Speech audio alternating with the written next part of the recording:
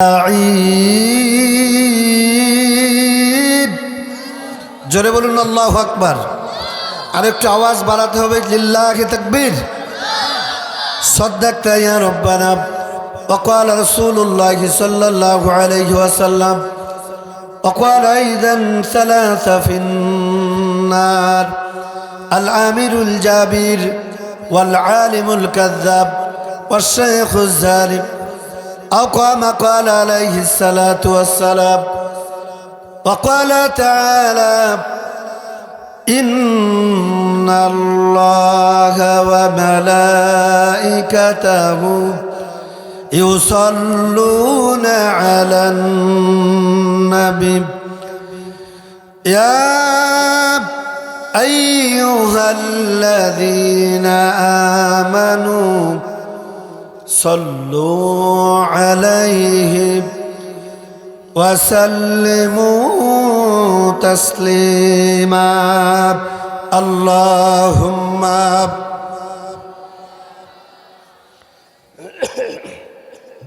একটু মোহাব্বতে রাসূলুল্লাহর উম্মতের মতো পড়েন ভাই। গল্প হয় মুসলমান ভাই, এই বন্ধুরা, এই তিনজন কি মুসলমান না? নবীর উম্মত না? আহা, জবান ছেড়ে সবাই আমার সাথে বলেন আল্লাহুম্মা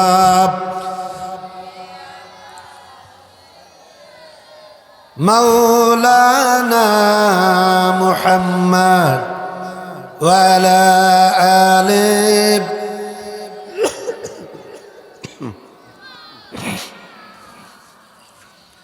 আপন আপন করো রে মন, সে তো তোমার আপন নয়।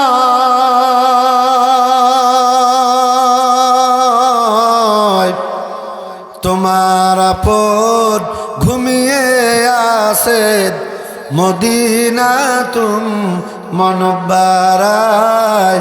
আল্লাহুম্মা জোরে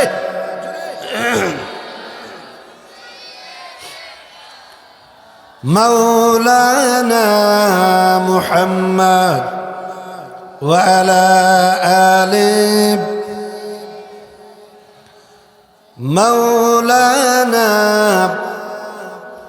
আরবের পরে মক্কার বুকে যেথায় মা আমিনারি ঘর, খোদার করুণায় কাউসার হয়ে জোরসে বারংবার বালাগাল উলা।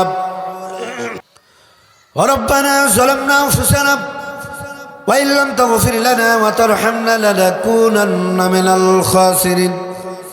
রব্বুল আলামিন বাংলাদেশের ঐতিহ্যবাহী নীলফামারী জেলার ডোমার উপজেলা বোরাগাড়ি ঘাটপাড়া সরকারি প্রাথমিক বিদ্যালয় ময়দানে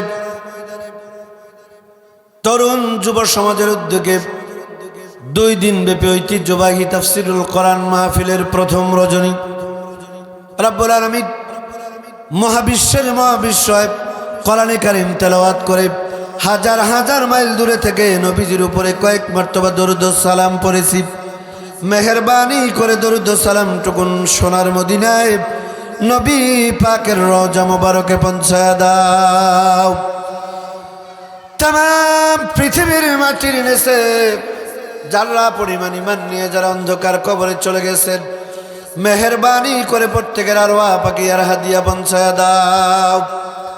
আয় আল্লাহ তাআলা, এই মাহফিলের ইন্তেজাম কমিটি আয়োজন যেনারা করলেন, টাকা পয়সা দিলেন, বুদ্ধি দিলেন, পরামর্শ দিলেন, প্রশাসনিক সহযোগিতা যেনারা করলেন, দুনিয়ার শত ব্যস্ততাকে উপেক্ষা করে দূর দূরান্তর থেকে কোরআনে কারীম শোনার জন্য পঙ্গপালের মতো ছুটে এসে চাতক পাখির মতো যারা বসে আছেন, কিয়ামতের ময়দানে কঠিন মুসিবতের সময় এই মাহফিলটা আমাদের জন্য নাজাতের জারিয়া বানায়া দিও। রব্বুল আলামিন কোরআনে কারীম থেকে আলোচনা করবার মতো ন্যূনতম কোনো ইলম বা যোগ্যতা আমার নেই। আয় আল্লাহ তাআলা, বুক ভরা আশা নিয়ে তোমার গোলামদের সামনে কোরআনে কারীম নিয়ে বসেছি। রব্বুল আলামিন এ জাতির চরম পরম দুরুদিনে আজকের এই ময়দানে যে ধরনের আলোচনা অতীব প্রয়োজন, মেহেরবানি করে ওই কথাগুলো তুমি আমার জবান থেকে নাজিল করে দাও। ইয়া রব करम तो अगर करे ओ बात दे जो बाको जो दिल पर असर करे। सुबहान रब्बिका रब्बिल इज्जति अम्मा यसिफून व सलामुन अलल मुरसलीन वल्हम्दुलिल्लाहि रब्बिल आलामीन। একটু মুহাব্বতের সাথে জিকির করুন লা ইলাহা। এতগুলা মুসলমান আমরা জিকির করতেছি, আওয়াজ নাই, যুবকদের তো আওয়াজ নাই। মুহাব্বতের সাথে জবান খুলে জিকির করুন লা ইলাহা।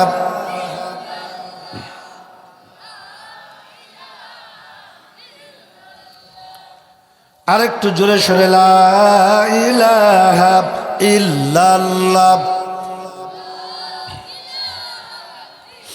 গাপ্তে যাদের ভিনদেশি হাওয়া লাগিয়াছে সম্প্রীতি,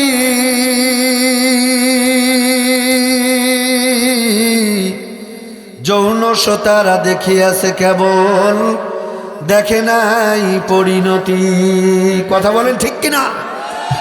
জোরে বলতে হবে, জোরে। গাপ্তে যাদের ভিনদেশি হাওয়া লাগিয়াছে সম্প্রীতি, যৌন সতারা দেখিয়াছে কেবল, দেখে নাই পরিণতি। মুসলিম মরা বীরের জাতি নেই কোনো ভয়,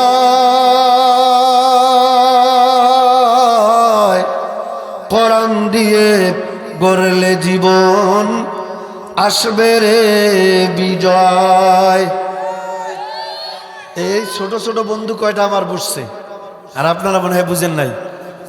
তাহলে মুসলমানদের চূড়ান্ত বিজয় আসবে তখন আল্লাহর এই দুনিয়ায়, আল্লাহর এই জমিনে, আল্লাহর মহাবিশ্বের মহাবিশ্বয়ে কোরআনের রাজ কায়েম হবে যখন। এ কথা বলেন না কেন আপনারা, ঠিক কিনা?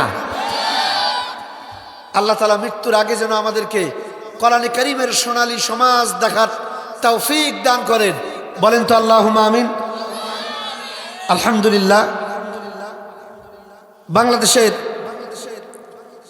নীলফামারী জেলার ডোমার উপজেলার বোরাগাড়ি ঘাটপাড়া সরকারি প্রাথমিক বিদ্যালয় ময়দানে আজকের এই তরুণ যুব সমাজ কর্তৃক আয়োজিত 2 দিনব্যাপী ঐতিহাসিক তাফসীরুল কোরআন মাহফিলের প্রথম অধিবেশনের সুযোগ্য শ্রদ্ধেয় সভাপতি জনাব আলহাজ মোহাম্মদ শমসের আলী সাহেব, আল্লাহ তাআলা হায়াতে তাইয়্যিবা আসিয়াতে কুল্লিয়া দান করুন, জোরে বলেন আমিন। প্রধান অতিথি জনাব ডাক্তার মোহাম্মদ রায়হান বাড়ি, আল্লাহ কবুল করুন। বিশেষ অতিথি, আমন্ত্রিত অতিথিবর্গ, সম্মানিত আলোচকবৃন্দ, বিশেষ করে আজকে আলোচনা রেখে ধন্য করলেন হযরত মাওলানা মোহাম্মদ মমিনুর রহমান ভাই। আমার পূর্বে অত্যন্ত চমকপ্রদ জ্ঞানগর্ভ আলোচনা রাখলেন। আপনাদের প্রিয় মানুষ, এই এলাকার গর্ব, এই এলাকার কৃতি সন্তান, আমার প্রিয় ভাই হযরত মাওলানা মোহাম্মদ আবু সাইদ মাদ্দাজিল্লুহুল আলিয়া। আল্লাহ তাআলা ভাইয়ের কণ্ঠকে ইসলাম আর কোরআন প্রসারের জন্য বিশ্বময় কবুল করুন। একটু দোয়া করে বলেন আল্লাহুম্মা আমিন। আজকের মাহফিলে মঞ্চ উপস্থিত সম্মানিত ওলামায়ে হযরত, সামনে উপস্থিত প্রাণ প্রিয় কোরআন প্রেমিক তৌহিদি জনতা, অরুণ পথের তরুণ দল, কলিজার টুকরা যুবক ভাইয়েরা, অতি আদরের স্নেহের কচিকাচার ছোট্ট ছোট্ট সোনার টুকরা সোনামণিরা, পর্দার অন্তরালে স্যাটেলাইটের সামনে অবস্থানরতা, আগতা স্বাগতা সম্মানিতা, সর্বগুণে গুণান্বিতা আমার মা এবং বোনেরা, এখানে উপস্থিত থাকতে পারে বাংলাদেশ সরকারের ইন্টেলিজেন্স ব্রাঞ্চের সম্মানিত ভাইয়েরা, প্রশাসনিক ডিপার্টমেন্টে কর্মরত সুপ্রিয় প্রশাসনের বন্ধুগণ, সাংবাদিক মিডিয়ার ভাইয়েরা, সল টুগেদার, সর্বস্তরের সুধীমণ্ডলী। আলোচনার শুরুতে আমি আপনাদের কাছে দোয়া ভিক্ষা চাওয়ার নিমিত্তে আরেকবার আমার সবটুকুন ভালোবাসা উজাড় করে হৃদয়ের গহীন থেকে আন্তরিক সালাম দিচ্ছি। জোরে সোরে আওয়াজ করে সালামের জবাব দিয়ে দিবেন। আসসালামু আলাইকুম ওয়া রাহমাতুল্লাহি ওয়া বারাকাতুহু। সম্মানিত ভাইরা, এই জান্নাতের বাগানে আসতে পেরে বসতে পেরে আমরা খুশি না বেজার? সবাইকে বলা লাগবে আমরা খুশি না বেজার? খুশি। কিন্তু এই একজন একজন করে উঠে যাচ্ছে, আমি বুঝতেছি না। যুবক মানুষ শুরু করার আগেই চলে যায়, লক্ষণ ভালো না। আমি আমার কলিজার টুকরো যুবকদেরকে বলবো, আমার ভাইয়েরা, হতে পারে এই মাহফিলটা আপনার আমার জীবনের শেষ মাহফিল, আর জীবনে মাহফিল নাও পেতে পারি। আগামীকাল আমরা লাশ হয়ে গহীন অন্ধকার কবরে যেতে পারি। আপনারা কথা না বললে তো ভাই আমি আলোচনা করতে পারবো না। সুতরাং জীবনের শেষ প্রোগ্রাম মনে করে একটা ঘন্টা আমরা মুসলমান। আরে ভাই, কত মানুষ এই বাজারে চায়ের দোকানে বসে টিভি দেখতেছে, কত মানুষ আল্লাহর গোলাপ বসে বসে বিড়ির মাথায় আগুন দিয়া বিড়ির পায়খানা রাস্তা মুখে লাগায় টানতেছে। কথা বলেন না ঠিক কিনা? কিন্তু আপনি জানেন আপনি কত ভাগ্যবান। আল্লাহ তাআলা তার জমিনের নিচে, আকাশের নিচে, জমিনের উপরে, মহাবিশ্বের মহাবিশ্বয় কোরআনে কারিমের জান্নাতের বাগানে আল্লাহ পাক আপনাকে জান্নাতি মানুষ হিসাবে আসবার বসবার সুযোগ করে দিয়েছে। এই জন্যই আপনি আসতে পেরেছেন। আওয়াজ করে কথা বলেন ঠিক কিনা? আল্লাহ আপনাকে কবুল করেছে, পছন্দ করেছে, এই জন্য আপনি আসতে পেরেছেন। আর যাদেরকে আল্লাহ এখনো পছন্দ করে নাই, ওরা এখনো দুনিয়ায় মগ্ন আছে, আনন্দে ফুর্তিতে আছে, মোবাইল টিপা নিয়ে ব্যস্ত আছে, গেম খেলতেছে। নাউযুবিল্লাহি মিন যালিক। দিনী ভাইরা, এই জন্য আসুন আমরা মহান মনিবের দরবারে নত শিরে কালিমাতুস সুজুদ আদায় করছি যে আল্লাহ তাআলা আপনাকে আমাকে কবুল করেছেন। সবাই বলছে আলহামদুলিল্লাহ। জোরে বলেন রব্বানা লাকাল হামদ হামদান কাসীরান তাইয়্যিবান মুবারাকান ফীহি ইয়া রব্বি লাকাল হামদু কামা ইয়ানবাগি লিজালালি ওয়াজহিকা ওয়া আযীম সুলতানিকা। লাখো কোটি দরুদ ও সালাম বর্ষিত হোক আপনার আমার কলিজার টুকরা নবীর প্রতি, জনাব মুহাম্মদুর রাসূলুল্লাহ। দিনী ভাইরা, যেহেতু রাত গভীর হয়ে যাচ্ছে, আমি লম্বা করব না, যত সময় আমি মোনাজাত করবার চেষ্টা করব ইনশাআল্লাহ। এই জন্য ভূমিকায় কোনো কথা না বাড়িয়ে আমরা সরাসরি কোরআনে কারীম থেকে তেলাওয়াতকৃত আয়াতটিকে সামনে রেখে কিছু কথা বলার এবং শোনার চেষ্টা করি। আমি বলার চেষ্টা করব, আপনারা আমাকে আওয়াজ দিয়ে সহযোগিতা করবেন ইনশাআল্লাহ। আমি আপনাদের সামনে কোরআনুল কারীমের কথা বলা যাবে না, একদম মনোযোগ। কোরআনে কারীমের সুপরিচিত একটি সূরা, এখানে যারা এসেছেন আমি দেখতে চাই। এই এলাকার আশেপাশে বেশ কিছু মাহফিল আমি করেছি। আজকে আমার নিয়ত ছিল অন্য একটি সাবজেক্টের উপরে আলোচনা করার, এটা আমি অনেক বড় প্ল্যান করে এসেছিলাম। কিন্তু এই মঞ্চে আসার পরে আমার এই দৃশ্য দেখে আলোচনা করার টেন্ডেন্সি আমার নষ্ট হয়ে গেছে। আমরা রাস্তা দিয়ে হাঁটলেও, এক জায়গায় বসে চা খাইলেও এর থেকে বেশি লোক জড়ো হয়। যখন বক্তা হুজুর আসছে চলেন একটু যাই। এরপরেও আমি হতাশ হচ্ছি না, কারণ আমার আল্লাহ চাইলে এই কয়েকজনের ভিতরে জানি না কে আল্লাহওয়ালা, কাকে আল্লাহ পছন্দ করে, কার উসিলায় আল্লাহ আমাদেরকে মাফ করে এই কোরআনের মাহফিল থেকে আল্লাহ জান্নাতে যাওয়ার একটি রাস্তা হিসেবে কবুল করে নিতে পারে। জোরে বলেন ঠিক কিনা?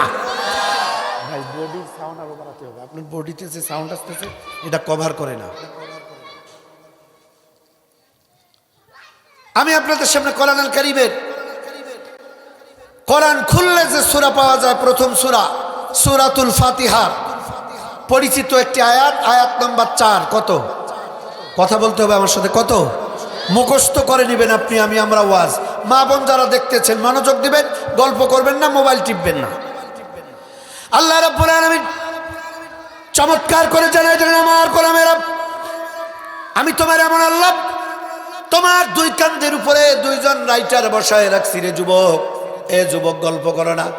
আল্লাহ বলে, বান্দা বান্দি, দুই কাঁধের উপরে দুইজন সম্মানিত লেখক আল্লাহ পাক বলেন আমি সিলেক্টেড করে দিয়েছি, নির্বাচন করে দিয়েছি।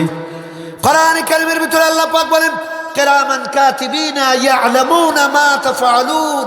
আল্লাহু আকবার বলেন তো। আল্লাহ রাব্বুল আলামিন বলে, আমার গোলামেরা, ছোট্ট একটা নেকির কাজ করো। একটা মানুষকে সালাম দাও, রাস্তার উপরে থেকে একটা কলার ছাল তুলে ফেলাও, মানুষ কষ্ট পাবে। রাস্তা থেকে এরকম একটা নোংরা জিনিস সরাইয়া দিলাম।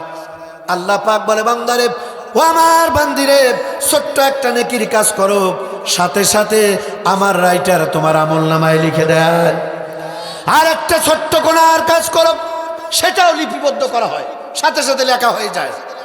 আল্লাহ রাব্বুল আলামিন বলে, আমার বান্দা বান্দি শুধু তাই না, এরপরে দিন রাত 24 ঘন্টা, 24 ঘন্টার ভিতরে কোথায় যাও, কি করো, সব আমি আল্লাহ পাক আমার রিজার্ভ সিসি ক্যামেরার ভিতরে আমি ভিডিও করে রাখি। কথা কার?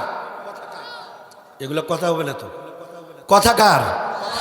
আল্লাহ রাব্বুল আলামিন চমৎকার করে কোরআন কারীমের ভিতরে বলেন, মা ইয়ালফিযু মিন কাওলিন ইল্লা লাদাইহি রাকীবুন আতীদ। কে বাদাম খোরেরা, যাতে বাদাম না খাও সেই কথাই তো বলতেছি এখন। এটা বাদাম খাওয়ার জায়গা না, গল্প করার জায়গা না।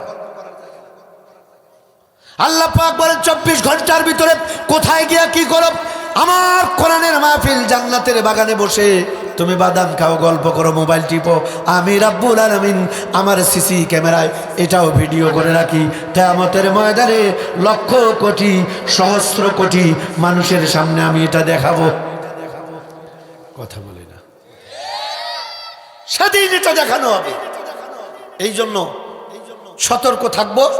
আমরা এখানে বসে আছি অল্প সংখ্যক লোক, কিন্তু আল্লাহর অগণিত অসংখ্য রহমত আর বরকতের ফেরেশতারা এই কোরআনের সম্মানে এই মাহফিলের চতুর্দিকে তারা দারোয়ানের মতো ডিউটি দিচ্ছে। সুবহানাল্লাহ কোন?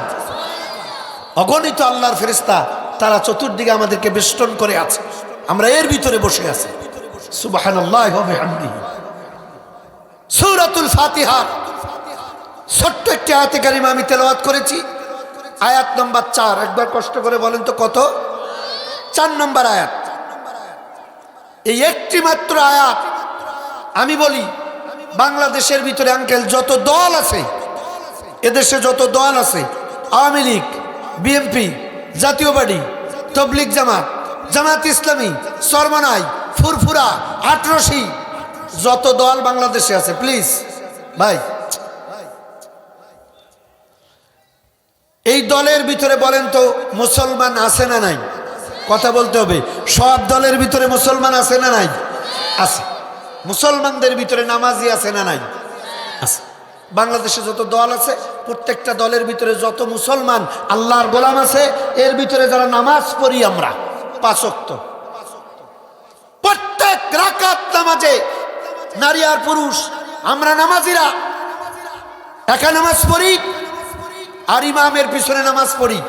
বলেন তো সূরা ফাতিহা প্রত্যেক রাকাত নামাজে আছে না নাই? আল্লাহর নবী বলেন, ক্বালা রাসূলুল্লাহ সাল্লাল্লাহু আলাইহি সাল্লাম, লা সালাতা ইল্লা বিল ফাতিহাতুল কিতাব। নবীজি বলেন, যে ব্যক্তি নামাজ আদায় করলো, নামাজের ভিতরে সূরা ফাতিহা তেলাওয়াত করলো না, আল্লাহর নবী বলেন ওটা কোনো নামাজ নয়, তার মানে তার নামাজটা হয় নাই। জোরে বলেন কথা ঠিক কিনা? এই ভাই কি হচ্ছে তোমাদের? এই আজিজ ভাই, আপনি এত বড় মোটা সোটা মানুষটা লাঠি নেন তো দেখি তো। আমরা বুঝেছি আমাদের মুখের কথায় যখন কাজ হবে না, তখন কিন্তু আমরা অন্য লাইনে যাবো। একটা কথা বললে সবগুলো ধরে গাড়ি করে নিয়ে যাবো। চিনো আমারে? হ্যাঁ, এতক্ষণ কিচ্ছু বলি নাই, এইটুকুন করে বাচ্চা এই সবগুলোর ছবি তুলে নিল, মামলা করে 14 গোষ্ঠীর নামে। দেখি কোনটা কথা করে। যদি কথা না বলো, এমন দোয়া করব শ্বশুর বাড়ির সারা জীবন খালি মুরগির রানে খাবা বেটা।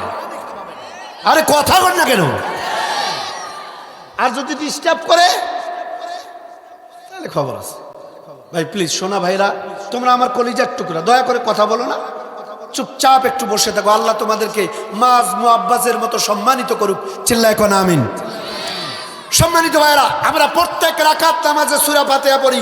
অনেক গুরুত্বপূর্ণ একটি আলোচনা, কিন্তু এই আলোচনাটা পরিবেশ নাই, আমাকে অনেক কষ্ট করে ম্যানেজ করে কয়টা কথা বলা লাগে। আমরা প্রত্যেক রাকাত নামাজে একা পড়তেছি কিংবা ইমামের পিছনে যখন নামাজে দাঁড়াই, আমার সাথে তেলাওয়াত করুন। নামাজ শুরু হয়ে গেলে একটু মিলায় দেখেন তো আমার ভাইয়েরা, মা বোনেরা, আমরা নামাজ আদায় করি, নামাজের ভিতরে পড়তেছি ইয়্যাকা না'বুদু ওয়া ইয়্যাকা নাস্তাঈন। আল্লাহু আকবার। আছে না নাই? কথা বলেন, আছে না নাই? প্রত্যেক রাকাত নামাজে আমরা এটা পড়তেছি। আমি আগেই বলেছি, বুঝে সুঝে জবাব দিবেন। এদেশে যত দল আছে, আওয়ামী লীগ, বিএনপি, জাতীয় পার্টি, জামাত, তবলিগ, কওমি, চরমনাই, ফুরফুরা, আলিয়া, স্কুল, কলেজ, ইউনিভার্সিটি, বাংলাদেশের যত দল, এই দলের ভিতরে যত মুসলমান, মুসলমানদের ভিতরে যারা নামাজি, আমরা যারা নামাজ পড়ি, নারী আর পুরুষ, এই যে আমরা প্রত্যেক রাকাত নামাজে ইয়্যাকা না'বুদু ওয়া ইয়্যাকা নাস্তাঈন এই যে পড়ি, কি বলি আমরা, এটা যদি আমরা বুঝতাম, বিশ্বাস করুন এদেশের সমস্ত দলের নামাজিরা, যত মানুষ নামাজ পড়ে এই কোরআন দিয়া, কোরআনের এই সূরা ফাতিহার এই একটি মাত্র ছোট্ট আয়াত, 4 নম্বর আয়াত, এই একটা মাত্র আয়াত বুঝে নামাজ পড়ে যদি ব্যক্তি জীবন, পারিবারিক জীবন, সামাজিক জীবন, অর্থনৈতিক, শিক্ষাঙ্গন, রাজনৈতিক অঙ্গনে এই একটি মাত্র আয়াত যদি আমরা সিডিং ফিডিং করতে পারতাম, আজ থেকে 50 বছর আগে এই নামাজিরাই বাংলার জমিনে কোরআনের সমাজ কায়েম করে ফেলতো। আরো জোরে বলা লাগবে কথা, ঠিক কিনা? নামাজ, ভাই বুঝতেছেন কিছু? নামাজ পড়া লাগে তাই পড়ি। আপনি শুরু করতে দেন, দেখেন কোথায় চলে যায় আলোচনা। নামাজ পড়া লাগে তাই পড়ি, কি বলি আমরা জানি না। বন্ধুগণ আমার, আমার ভাইয়ের, আমার মা বোনেরা, নামাজের ভিতরে আমরা তেলাওয়াত করি ইয়্যাকা না'বুদু, এই শব্দটা নিয়ে একটু আলোচনা আমরা করি। ওয়া ইয়্যাকা নাস্তাঈন, আজকে এটা বাকি থাক, শুধুমাত্র ইয়্যাকা না'বুদু এইটুকু নিয়ে আমি আজকে টোটাল আলোচনা করব ইনশাআল্লাহ। গভীর মনোযোগ। নামাজের ভিতরে বললাম ইয়্যাকা না'বুদু, আয় আল্লাহ তোমার গোলামি করি, তোমার দাসত্ব করি। বলেন তো গোলামি করি কার? জোরে বলেন, গোলামি করি কার? এটা হলো সরল অনুবাদ। ইয়্যাকা না'বুদুর তাফসীর হচ্ছে, ব্যাখ্যা হচ্ছে, মুফাসসির ইকরাম বলেন, কথা কি বোঝা যাচ্ছে? ইয়্যাকা না'বুদুর আসল অর্থ হলো, যায় আল্লাহ তোমাকে কথা দিলাম, তোমার সাথে ওয়াদা করলাম, তোমার সাথে কমিটমেন্ট করলাম, এই পৃথিবীতে বাঁচবো যতদিন, জীবনের সব জায়গায় ইয়্যাকা না'বুদু গোলামি করব কার? আওয়াজ হচ্ছে না, একটু বুঝে সুঝে জবাব দেন, আপনার বিবেকের দরজা খুলে যাবে ইনশাআল্লাহ। ইয়্যাকা না'বুদুর খালি তো সরল অনুবাদ করছেন যে আল্লাহ তোমার গোলামি করি, তোমার দাসত্ব করি। এর ব্যাখ্যায় মুফাসসির ইকরাম বলেছেন, আল্লাহ তোমাকে কথা দিলাম, তোমার সাথে ওয়াদা করলাম, এই পৃথিবীতে মালাকুল মউত কান্দের কাছে না আসা পর্যন্ত জীবনের সব জায়গায় গোলামি হবে কার? আর একটু আওয়াজ দিতে হবে, গোলামি হবে কার? এর নামে ইয়্যাকা না'বুদু। কিভাবে? দিন ভাইরা, নামাজের ভিতরে বলে ইয়্যাকা না'বুদু, আল্লাহ তোমার গোলামি করি, আর নামাজ শেষ করে মসজিদ থেকে বের হই, একজন আর একজনের ট্যাবলা, একটু গ্যাস লাইটটা থাকলে দেও না, একটু বিড়িটা খাই, গ্যাস লাইটটা। এই কথা বলে না কেন? নামাজে বললেন ইয়্যাকা না'বুদু। গভীর মনোযোগ, মা বোনেরা খুব ভালো করে শুনতে হবে। নামাজে বলে ইয়্যাকা না'বুদু, আল্লাহ তোমার গোলামি করি, আর মসজিদ থেকে বের হয় মাথায় টুপি আছে, ওজনে কম, খাদ্যে ভেজাল, মার্কেটের 4 নম্বর প্রোডাক্ট যেটার কোনো নাম্বারই হয় না, এত ফালতু পণ্য কাস্টমারকে দিয়ে বলে ভাই বাজারে এর থেকে 1 নম্বর অরিজিনাল আর পাবি না। এ যুবক ভাইরা কথা বল না কেন ভাই? এরকম সিটিআর আছে না নাই? অথচ নামাজে বলে ইয়্যাকা না'বুদু, আল্লাহ তোমার গোলামি করি, ওজনে কম, খাদ্যে ভেজাল, গীবত, সমালোচনা, চুরি, ডাকাতি, হাইজাকার, মস্তানি, খুন খারাপি, দর্শন। এই তো 21শে ফেব্রুয়ারি আমাদের রংপুরের মিঠাপুকুরে 4র্থ শ্রেণীর ছোট্ট একটা মেয়ে শহীদ দিবস উপলক্ষে কোথায় যাবে? শহীদ মিনারে যাবে ফুল দিতে। এক ভদ্রলোকের বাগানে গেছে ফুল সংগ্রহ করতে সকালবেলা। 4র্থ শ্রেণীর ছাত্রী। আশ্চর্যের বিষয়, 96% মুসলমানের দেশে অত্যন্ত দুঃখ আর পরিতাপ নিয়ে আমার এই কথাটা বলতে হচ্ছে। 4র্থ শ্রেণী ক্লাস 4-এ পড়ে একটা মেয়ে, এই বাচ্চা ফুল কুড়াতে গেছে। ওই বাগানের মালিক সার্ভেয়ার অর্থাৎ জমি মাপে, নাম ছিল রুহুল আমিন। এই 4র্থ শ্রেণীর বাচ্চাটাকে ফুল দেওয়ার নাম করে ঘরের ভিতরে নিয়ে ধর্ষণ করে। নাউজুবিল্লাহ কইতে পারলেন না? এন্তেজামিয়া কমিটির ভাইরা কি নাই? একজনও নাই। কেমনে কথা বলি আমি তো বুঝতে পারতেছিলাম। এই যে দেখেন ভাই, এইখানে কি ডিস্টার্ব হচ্ছে এই জায়গাটায়, এগুলো সব সরাই দেন ভাই, প্লিজ। দৌড় মারেন ভাই, বেশি চিৎকার দিবেন না, ওদেরকে সরাই দিবেন। 4র্থ শ্রেণীর একটা মাসুম বাচ্চা, 55 বছর বয়সের একজন মানুষ নামের 2 পাওয়ালা জানোয়ার। কথা বলেন ঠিক কিনা?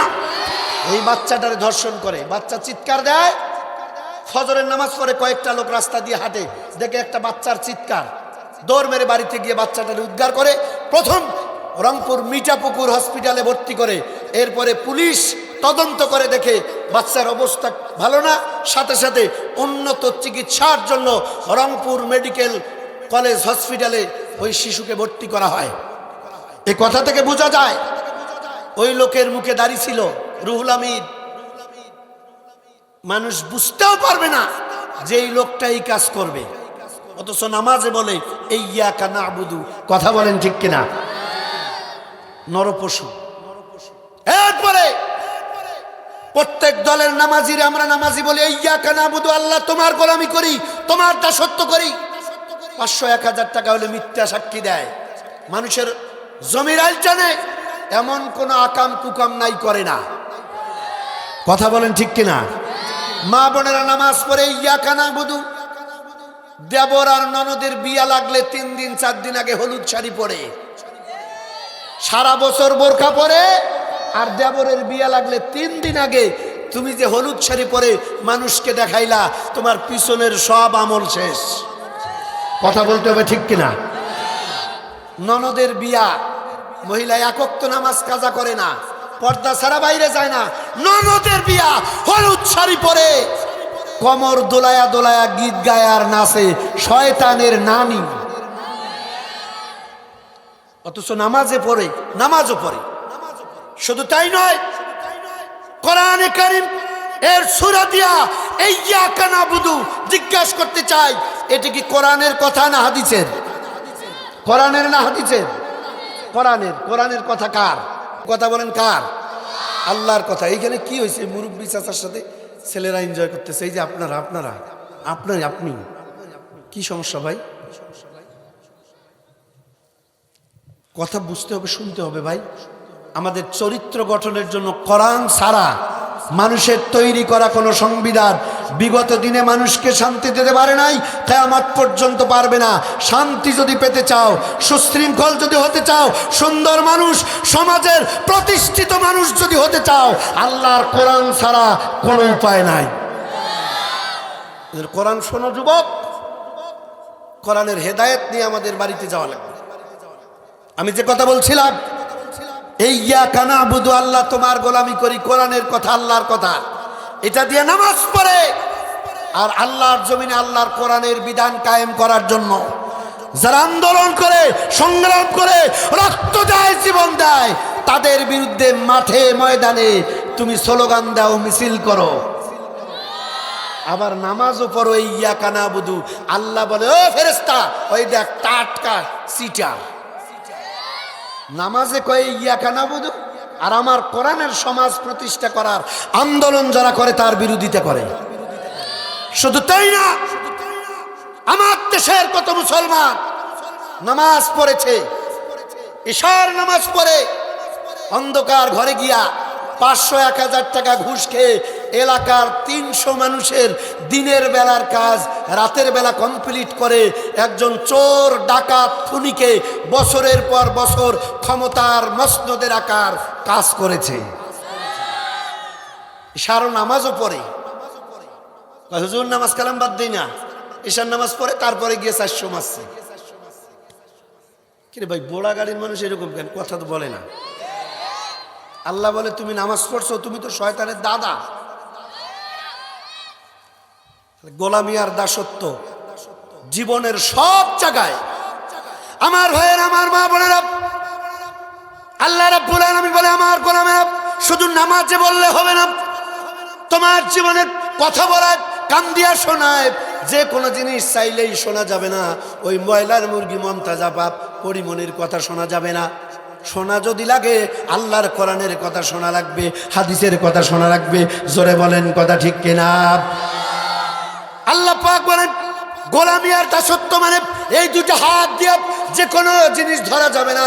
যাত্রা সার্কাসের টিকিট কাটা যাবে না। এরপরে বিড়ি, সিগারেট, গাঁজা, ফেন্সিডিল, ইয়াবা, ইসলামের বিরুদ্ধে লাঠি ধরা যাবে না, অস্ত্র ধরা যাবে না, মিছিল করা যাবে না। আল্লাহর জমিনে নামাজ পড়বা আর আল্লাহর গোলাম হয়ে সাদাবাজি করবা, তুমি তো পৃথিবীর শ্রেষ্ঠ সন্ত্রাস। এগুলো আল্লাহর গোলামি নয়। আল্লাহর গোলামি জীবনের সব জায়গায়। বন্ধুগণ আমার, আল্লাহর গোলামি, আল্লাহর দাসত্ব যারা করবেন আজকের এই ময়দান থেকে, ও মা বোনেরা শুনে যান, মৃত্যুর আগ মুহূর্ত পর্যন্ত আমরা যারা আল্লাহর গোলামি, আল্লাহর দাসত্ব করতে চাই, মনে রাখতে হবে আল্লাহর গোলামি দাসত্ব করতে গেলে আপনার জীবনে বিপদ আসবে, মুসিবত আসবে, নির্যাতনের শিকার আপনার হওয়া লাগবে। কথা বলেন কথা ঠিক কিনা? যখন এই নির্যাতনের শিকার হবেন বুঝবেন আপনার আমল আস্তে আস্তে আল্লাহর কাছে কবুল হয়ে যাচ্ছে। সুবহানাল্লাহ কোন। আল্লাহর গোলামি, আল্লাহর দাসত্ব কারে বলে? একটা হাদিস শোনেন, ইয়্যাকা নাবুদু কারে বলে? এবার আপনার খুব মজা লাগবে। আমার আলোচনা যদি কোথাও গিয়ে মিলে যায় সাথে সাথে জবাব দিতে হবে বীর পুরুষের মতো। পারবেন ইনশাআল্লাহ? আল্লাহর গোলামি, আল্লাহর দাসত্ব কারে বলে? আপনার আমার নবী, কলিজার টুকরা নবী মুহাম্মদ রাসূলুল্লাহ সাল্লাল্লাহু আলাইহি সাল্লাম, তিনি যখন নবুয়তের দায়িত্ব আল্লাহ পাক যখন ওই হিসাবে কোরআন দিলেন, নবীজি যখন কোরআনের দাওয়াত দেয়, ওই সময় অবৈধভাবে একজন ক্ষমতায় ছিল। তার নাম কি? তার নাম কি? আবু জাহেল। কি এর নমরুদ? বিশ্ব নবী যখন কোরআনের দাওয়াত দেয় তখন অবৈধভাবে যে ক্ষমতায় ছিল, কি নাম? সবাইকে বলা লাগবে, সব হবে, কি নাম? আবু জাহেল। আবু জাহেল অবৈধ ক্ষমতায় ছিল। কেমন?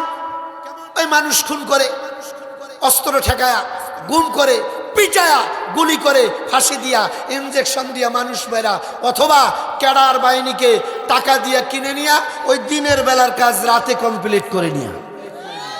কথা বলতে হবে, কথা ঠিক কিনা? এটা আবু জাহেলের কাজ। আবু জাহেল অবৈধ ক্ষমতায়। নবীজি আবার কোরআনের দাওয়াত দেন, ওই সময় মিলায়া নেবেন। আলোচনা 1500 বছর আগে আল্লাহর কোরআন এবং নবীর হাদিস বলবো, কোথায় গিয়া মিলবে? যদি মুসলমান হন, যদি আপনার কোরআনের প্রতি এতটুকু মহব্বত থাকে, তাহলে কিন্তু আপনি বুঝতে পারবেন আলোচনাটা কোথায় গিয়া লাগে। অবৈধ ক্ষমতা আবু জাহেল।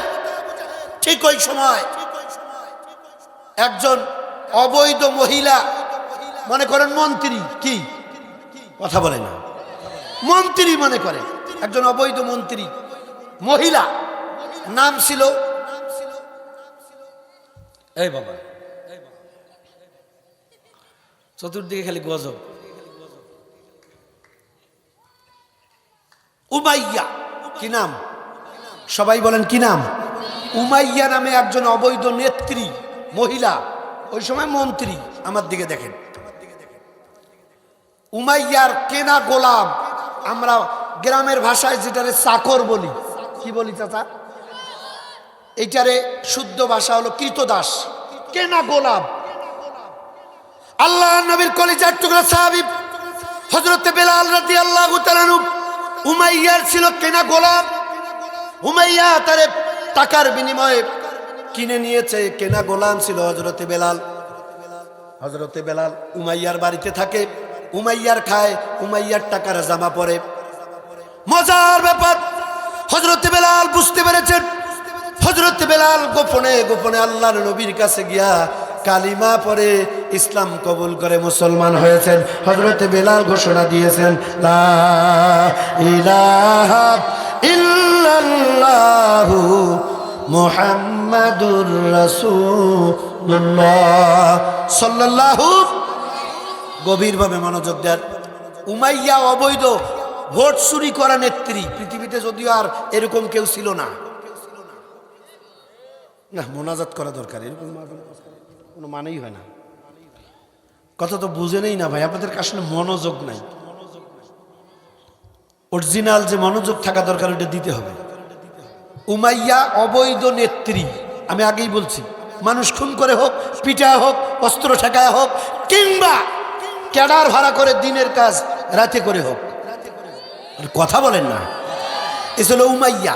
মনে রাখবেন, কিয়ামত পর্যন্ত এই কায়দায় যারাই পৃথিবীতে ক্ষমতায় ছিল, ভবিষ্যতে এই কায়দায় যারা আসবে, I can challenge you, I can challenge you, তারা যতই দাবি করুক মুসলমান, তারা উমাইয়ার যার সন্তান। আওয়াজ করে কথা বলেন ঠিক কিনা? এই যুবক, এই ছেলে, স্ট্যান্ড আপ, দাঁড়ান, বাংলা ভাষা, দাঁড়ান, এদিকে আসেন, এদিকে আসেন। কোথায় যান, কোথায় যান আপনি? আপনাকে বলছি, দাঁড়ান। হ্যাঁ, লাল গেঞ্জি। ও,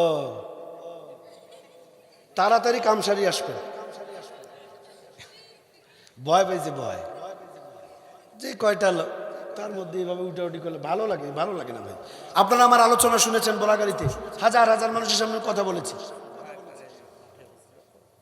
হোক 2 বার কেন 10 বার হইলেও তো মানুষ, আমরা আজকে কোরআন শুনবো, কালকে শুনবো, পরশুদিন শুনবো। মুসলমানের হার্ট হচ্ছে আল্লাহর কোরআন। হার্টে অ্যাটাক করলে মানুষ মারা যায়।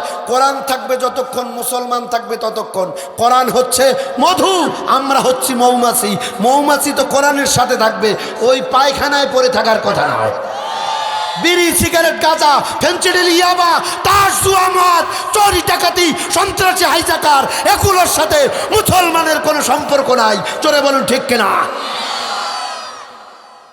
একবার কেন 10 বার মাহফিল হইল লোক হবে, কিন্তু এলাকার মানুষের ইমান দুর্বল, হিংসাত্মক মনোভাব ওলা মানুষ এই এলাকায় বেশি। ঠিক কিনা? একদম ফাইনাল কথা, আমি তো বুঝি রে ভাই। যাই হোক, আমরা গুরুত্বপূর্ণ একটা বিষয় নিয়ে কথা শুনতেছি, আপনারা মজা পাবেন। কোথায় গিয়ে মিলে যায় খালি মিলে নেবেন। অবৈধ নেত্রী, বিনা ভোটের চুরি করা ভোট নিয়ে নেত্রী, নাম ছিল উমাইয়া। তার কেনা গোলাম ছিল হযরতে বেলাল।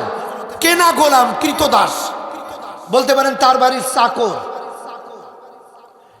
হযরতে বেলাল রাদিয়াল্লাহু তাআলা আপনার আমার কলিজার টুকরা নবীজির কাছে গিয়ে কালিমা পড়ে ইসলাম কবুল করে হযরতে বেলাল মুসলমান হয়ে গেলেন। হযরতে বেলাল কাজের ফাঁকে ফাঁকে এবার জবান দিয়া চিৎকার করে বলেন তো, জিকির করে কার? আরো জোরে বলা লাগবে, জিকির করে কার? হযরতে বেলাল জিকির করে আল্লাহর। ওই সময় অবৈধ নেত্রীর অবৈধ গোয়েন্দার লোক ছিল। উমাইয়া ছিল অবৈধ নেত্রী, ওর ছিল অবৈধ গোয়েন্দার লোক। কথা কোন ঠিক কিনা? আমরাও দেখেছি বিগত 16-17 বছরে এই ভোটচোরদের, অবৈধ নেত্রীর অবৈধ কিছু গোয়েন্দার মানুষ বাংলাদেশে ছিল, যারা চেয়েছিল খালাম্মা আরো 500 বছর বাঁচুক আর 500 বছর থাকুক।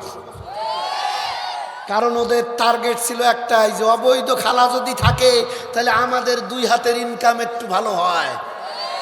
এই মুসলমান কথা বলেন না কেন? ওরা জানতো এই অবৈধ খালা যদি থাকে আমাদের রাতের বেলা একটু লাল পানির বোতল খাওয়া যায়।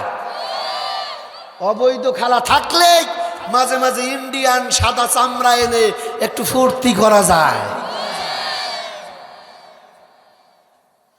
উমাইয়ার বান্ধবী, হাদিস মিলান। আমার ওয়াজ কিন্তু ভাই এরকম স্টেট, আমার আলোচনা কোরআন হাদিস এবং দুনিয়ার বাস্তবতা গোলাপ ফুলের মতো ফুটবে ইনশাআল্লাহ। হযরত বেলাল রাদিয়াল্লাহু তাআলা উমাইয়ার কেনা গোলাম কাজ করে, কাজের ফাঁকে ফাঁকে ইসলাম কবুল করার কারণে বসে বসে জিকির করে সুবহানাল্লাহ, আলহামদুলিল্লাহ, আল্লাহু আকবার, সুবহানাল্লাহি ওয়া বিহামদিহি আদাদা খালকিহি, সুবহানাল্লাহি ওয়া বিহামদিহি ওয়া রিদা নাফসিহি, সুবহানাল্লাহি ওয়া বিহামদিহি ওয়া জিনাতা আরশিহি, সুবহানাল্লাহি ওয়া বিহামদিহি ওয়া মিদাদা কালিমাতিহি। হাজারো জিকির। হযরতে বেলাল বসে বসে জিকির করে, কাজও করে। ওই দিক দিয়া অবৈধ নেত্রীর গোয়েন্দার লোক যায়। কিরে বেলাল পাগল টাগল হয়েছে নাকি? ঠোঁট নড়ে কেন? বেলাল ঠোঁট নড়ে জিকির করে কার? ওরা তো বুঝে নাই। গোয়েন্দার লোকেরা দাঁড়িয়ে গেল কান পেতে। এবার গোয়েন্দার লোকেরা কান পেতে শোনার চেষ্টা করলো বেলাল কি বলে। গোয়েন্দার লোকেরা টের পেয়ে গেল সর্বনাশ। ওরা বুঝতে পেরেছে বেলাল তো জিকির করে কার? গোয়েন্দার লোকেরা দৌড় মেরে অবৈধ নেত্রীর কাছে গেছে, উমাইয়ার কাছে গেছে, গিয়ে বলে ম্যাডাম, ও ম্যাডাম কিছু টের পান? ম্যাডাম কয় কি হয়েছে? টের পান? কয় না। কয় ম্যাডাম যেমন করেই হোক আপনি তো ক্ষমতায় আসছেন, চুরি করে হোক, মানুষ মেরে হোক, আর এই কাম করে হোক। আরে কথা কন না কেন? যেমন করে হোক আপনি তো ক্ষমতায় আসছেন, আপনার টার্গেট। ধরেন একটা উদাহরণ, আপনি থাকতে চান ধরেন ওই 35, 36, 40, 41 বা 42। কথা বলতো মাথা মুরগির মতো টুকটক করলে হবে না। আল্লাহ জবান দিয়েছে, আল্লাহ মাগুল বায়ান, আল্লাহ কথাও শিক্ষা দিয়েছে, মুসলমানের মতো কথা বলা লাগবে। এই 17টা বছর চুপ থাকার কারণে মায়ের খেয়েছেন, আর মায়ের খাইতে চাই না। জীবন যখন দিয়েছি, রক্ত যখন দিয়েছি, প্রয়োজনে আবার রক্ত দিব, লক্ষ মুসলিম জীবন দিব, কোরআনের সমাজ কায়েম করেই ছাড়বো, বাতিলকে উৎখাত করব ইনশাআল্লাহ। কারা কারা রাজি আছো? দুহাত উঁচু করে আল্লাহকে দেখাও। চা খাবো, একজন তো চা দিবেন, একটা লোক নাই, পুরো মঞ্চটা খালি।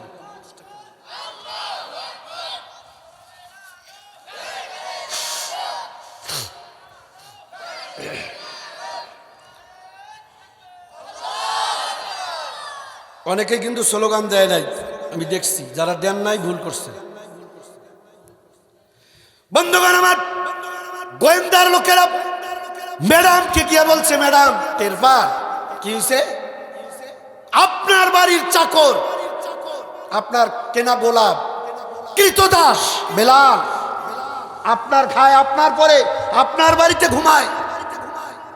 বেলাল তো আল্লাহর প্রতি, নবীর প্রতি ঈমান এনেছে, ইসলাম কবুল করেছে। সুবহানাল্লাহ বলবেন না?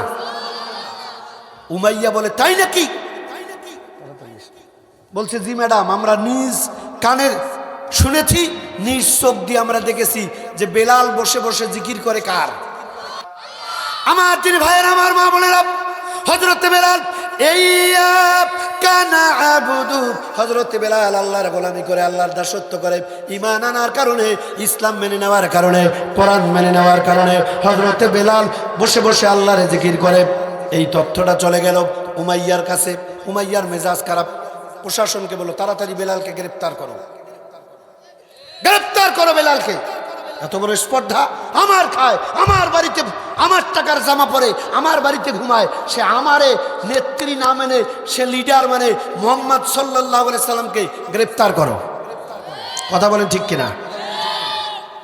সেই সময়ের চোর, ডাকাত, খুনি, সন্ত্রাসী, হাইজাকার, মদারু, তাসারু, জুয়ারু, চিটার, বাটপার, সন্ত্রাস, তাদের কোনো সমস্যা ছিল না।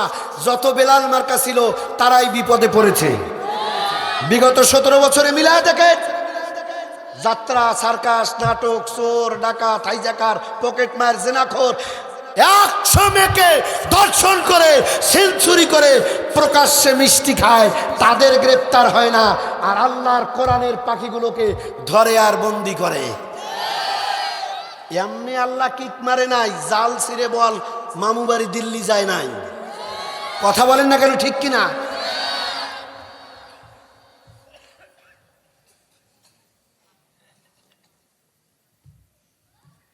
আলোচনা কি চালাবো ভাই? চলবে কিছুক্ষণ? উমাইয়া কয় বেলালকে গ্রেফতার করো। হযরতে বেলালকে গ্রেফতার করা হলো। হাদিস শরীফের ভিতরে আসলো, হযরতে বেলালের হাতে পায়ে হাত করা, ডান্ডা বেরি লাগা হযরতে বেলালকে নিয়ে গেল মরুভূমির ভিতরে। আমার ভাইরা, উত্তপ্ত বালু, আমার দিকে দেখুন ও মা বোনেরা, গভীরভাবে মনোযোগ। উত্তপ্ত গরম বালু, এই গরম বালুর উপরে হযরতে বেলালকে চিৎ করে শোয়া দিয়া বেলালের বুকের উপরে ধারালো বড় বড় পাথরগুলো তুলে দিয়েছে। ওই সময়ের ওই বালু উত্তপ্ত, এত বেশি গরম হয়। মক্কা মদিনায় যারা গিয়েছেন, হজে গিয়েছেন, আল্লাহ রাব্বুল আলামিন আমার কলিজার টুকরা, আমার জান্নাতের টুকরা মা জননীকে সাথে নিয়ে আল্লাহ আমারে মক্কা মদিনায় কবুল করেছেন। আমি সেখানকার বাস্তবতা দেখেছি। সেখানকার জমিন এত উত্তপ্ত, আপনি 10 সেকেন্ড জুতা স্যান্ডেল ছাড়া বালুর উপরে হাঁটলে আপনার পায়ের নিচে সাথে সাথে ফোসকা পড়বে, এত গরম। আল্লাহু আকবার বলেন। এত গরম। আমরা অল টাইম জুতা পরেছিলাম, এরপরে আমার পায়ের প্রত্যেকটা আঙ্গুলের সামনে ফোসকা পড়ে গিয়েছিল, এত উত্তপ্ত হয় বালু জমিন।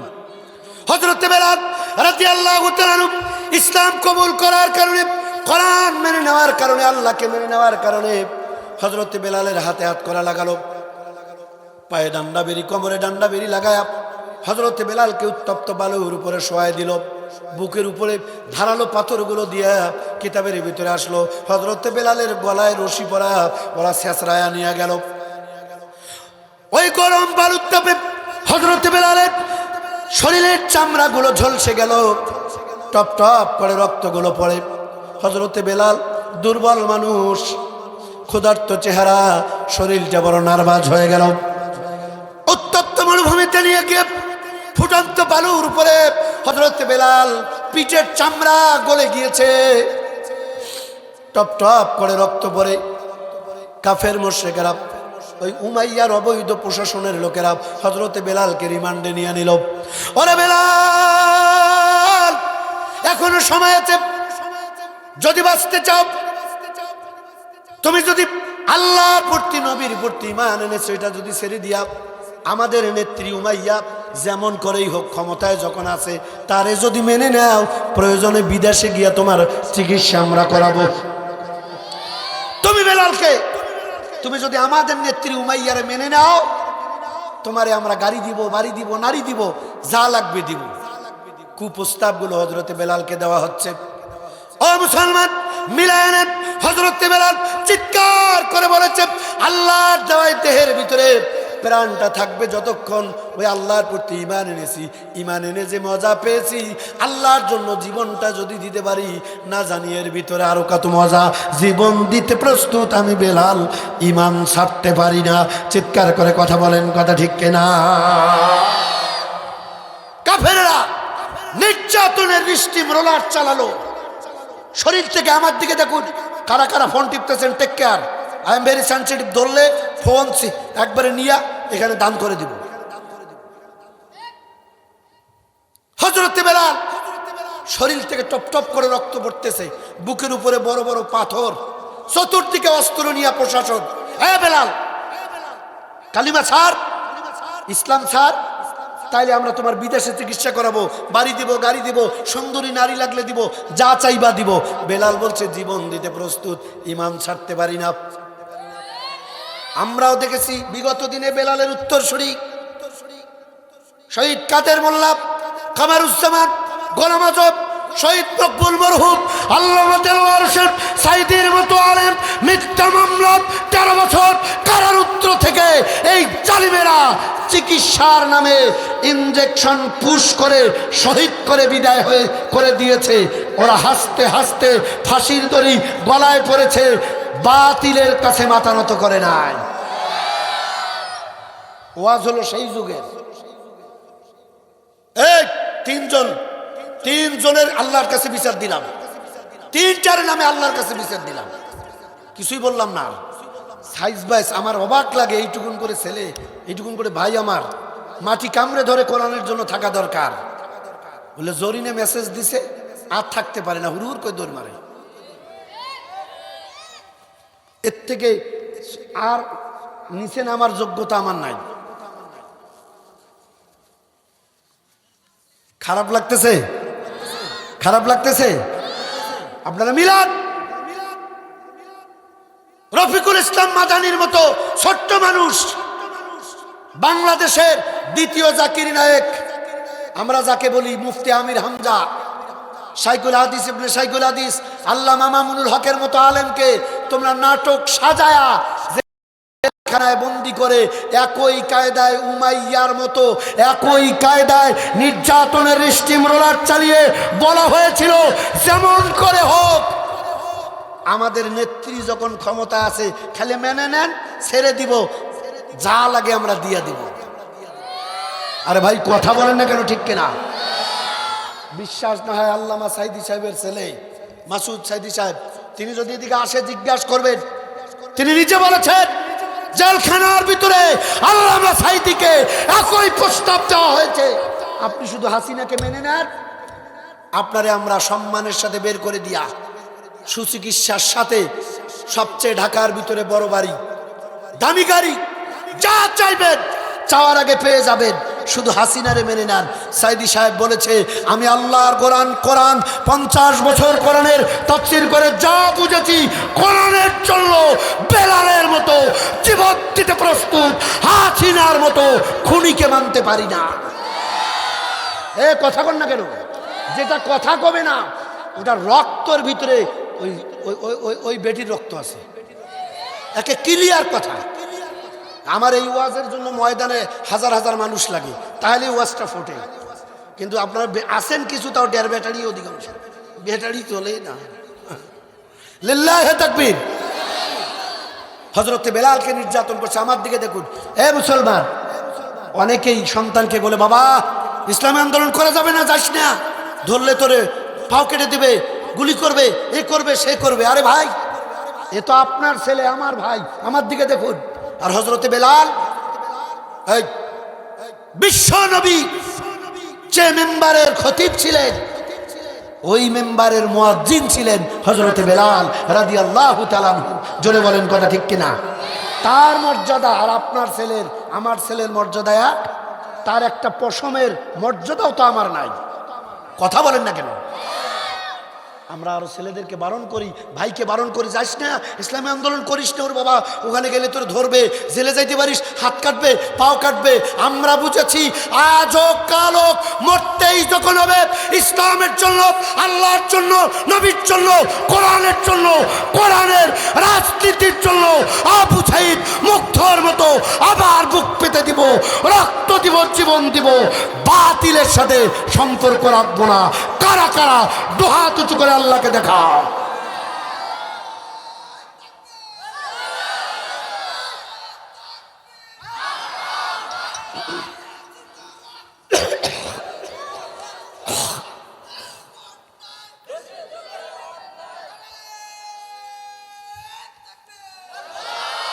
স্যালুট জানাই, আমি তোমাকে স্যালুট জানাই।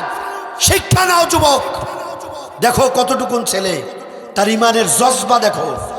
আর তোমার তো ফোন টিপতে টিপতে হোয়াটসঅ্যাপ, ইমু, মেসেঞ্জার, জরিনের সাথে থাকতে গিয়া চরিত্র শেষ, ব্যাটারি শেষ, ইমানও নাই, হা করে থাকে। ওরে স্যালুট জানাই আমি 1000 বার। তোমরাই পারো আগামী দিনে কালিমা ইসলামের ঝান্ডা উঁচু করে ধরে বাতিলকে উৎখাত করে আল্লাহর জমিনে আল্লাহর দ্বীন কায়েমের জন্য তোমরাই আগামী দিনে সৈনিকের দায়িত্ব পালন করবে। আল্লাহ যেন কবুল করেন, জোরে বলেন আমিন।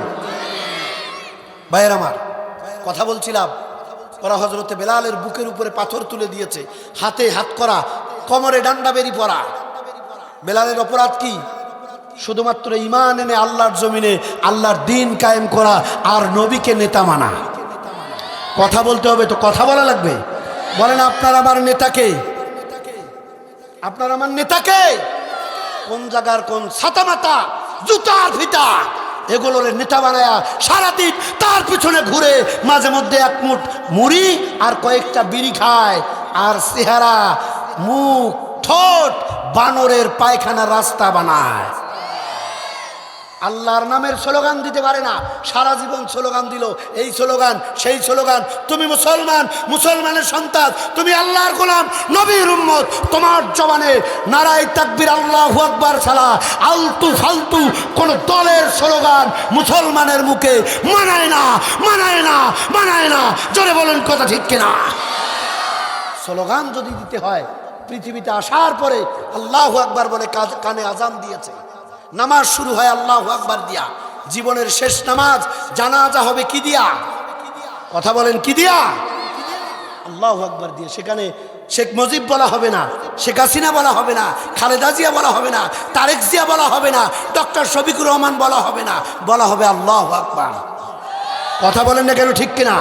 সুতরাং দুনিয়ায় যদি জবানে আল্লাহু আকবারের স্লোগান দিতে না পারো, এর সাথে থাকতে না পারো, আল্লাহি আল্লাহর নামের ইজ্জতের কসম করে বলছি, তোর মরার পরে আল্লাহু আকবারের স্লোগান ইমাম দিতেও ভুলে যাবে। আল্লাহ ইমাম সাহেবের মন থেকে এটা ভুলে দিবে। কয় এর জন্য কিসের আল্লাহু আকবার? এলো বল্টু পার্টির লোক, বল্টু পার্টি দিয়ে জানা যাক। দিনী ভাইয়েরা, সম্মানিত বন্ধুগণ আমার, আজকে অত্যন্ত দুঃখ লাগে, আমাদের কষ্ট হয়। আপনারা জানেন যে আজকে বাংলাদেশের শিক্ষা ব্যবস্থাকে কবর দেওয়া হয়েছে। কথা বলুন ঠিক কিনা? ছোট ছোট ছাত্র ছাত্রী ভাই বোন আমার এই কলিজার টুকরাগুলাকে লেখাপড়া করবার নাম করে এই জালিমেরা অ্যান্ড্রয়েড ফোন হাতে তুলে দিয়া তাদের মগজ ধোলাই করে দিয়েছে। বিগত দিনে আমরা দেখেছি কিসের লেখাপড়া, কিসের কি, ছোট ক্লাস 5-এর বাচ্চাও বাড়িতে এসে বলে আব্বা স্যারে কইছে আমার ফোন কেনা লাগবে। তো তুমি ক্লাস 5-এ পড়ো, তোমার অ্যান্ড্রয়েড মোবাইল লাগবে কেন? কয় স্যারে কইছে মোবাইলে ক্লাস হবে। আসলে মোবাইলে ক্লাস হয় ওই জরিনার আর বল্টুর। ওই ফ্যাসিস্টের টার্গেট ছিল শিক্ষা ব্যবস্থাকে কবর দিয়া ছাত্রগুলাকে সন্ত্রাস, তাসারু, জুয়ারু, বিড়িখোর, সিগারেটখোর, মদখোর এরকম অ্যান্ড্রয়েড ফোন হাতে তুলে দিয়া লেখাপড়ার নামে মোবাইলে পর্ন ভিডিও দেখে তাদের মগজ দোলাই করে চরিত্র শেষ করে জেনায় লিপ্ত করায়া তার দলের কলম কাগজ খাতা কেড়ে নিয়া অস্ত্র কলম কাগজ বানায়া দিয়া ক্যাম্পাসে ঝনঝনি তুলে এই ক্যাডারকে দিয়া 40-42 ক্ষমতায় থাকার স্বপ্ন দেখেছিল। বুঝে থাকলে জবাব দেন আমার, কথা ঠিক কিনা? শিক্ষা ব্যবস্থাকে তারা কবর দিয়েছে। তারই ধারাবাহিকতায় এদেশের যুবকেরা, ছাত্র সমাজ, আমার দিকে দেখুন, মুরব্বী চাচারা উঠে যায় কেন? 2-1 জন ওই দলের মনে হয়। উপায় নাই, উপায় নেই। আমি আপনাদেরকে একটি মেসেজ দেই, শোনেন মুসলমান। আজকে শিক্ষা ব্যবস্থার যখন এই অবস্থা, এই ছাত্র সমাজ, ছাত্র জনতার আন্দোলনের মাধ্যমে ফ্যাসিস্টের যখন উৎখাত হয়েছে, তাদেরই একজন আমরা দেখেছি সোশ্যাল মিডিয়া ফেসবুকে ভাইরাল হয়েছে। আমার দেশের জাতীয় শিক্ষাক্রম ও পাঠ্যপুস্তক বোর্ডের এনসিটিবি এর অন্যতম একজন সদস্য, যারা পাঠ্যপুস্তক বইয়ের সংশোধন ও পরিমার্জনের দায়িত্বে যারা রয়েছে, একজন সমন্বয়ক, তার নাম, আসল নাম সাজ্জাদুর রহমান। সে তার ছন্দ নাম রেখেছে রাখাল রাহা। কষ্ট হয় যারা শিক্ষা ব্যবস্থা প্রণয়ন করে, বই তৈরি করে, সিলেবাস তৈরি করে, তাদের চরিত্র যদি এরকম হয়, এই সাজ্জাদুর রহমান নামের মানুষ, নামের জানোয়ার, রাখাল রাহা ছদ্মনাম, সে তাহাজ্জুদ নামাজকে নিয়ে কটূক্তি করেছে। এমনকি আমার আল্লাহ, আমার নবীকে নিয়ে এমন কুরুচিপূর্ণ কথা বলেছে যেটি একজন মানুষের মুখে বলা অসম্ভব। আমরা দাবি করছি এই মানুষ নামের জানোয়ারকে, এই সমন্বয়কের সেই সদস্য পদ থেকে অনতিবিলম্বে বহিষ্কার করে তাকে গ্রেফতার করে আইনের আওতায় আনতে হবে। আওয়াজ করে কথা বলেন ঠিক কিনা?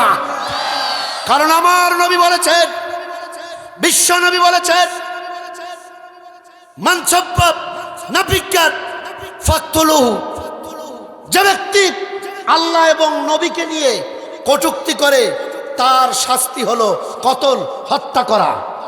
সে আমার আল্লাহকে এমন ভাষায় গালিগালাজ করেছে, আপনার আমার কলিজার টুকরা নবীকে এমন ভাষায় গালিগালাজ করেছে যে ভাষা এখানে বলা আমার পক্ষে সম্ভব নয়।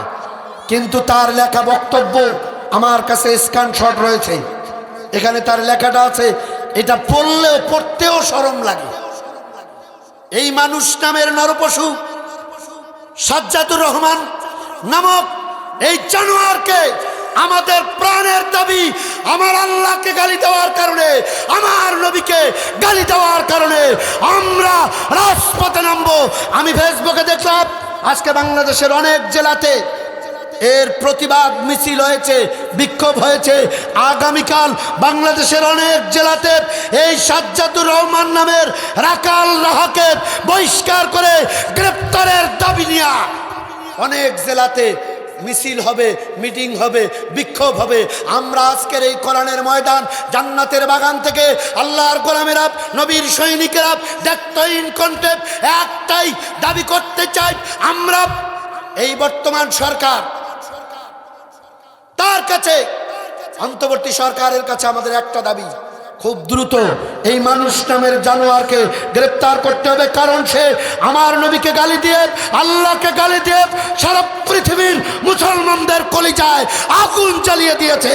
আওয়াজ করে কথা বলুন ঠিক কিনা? আমরা এর তীব্র নিন্দা প্রতিবাদ জানাই, সাথে সাথে গ্রেপ্তার করে আমরা দৃষ্টান্তমূলক শাস্তি হিসাবে এরকম জানোয়ারের ফাঁসি দেখতে চাই। কারা কারা হাত উঁচু করে আল্লাহকে স্লোগান দিয়ে দেখায় দেই।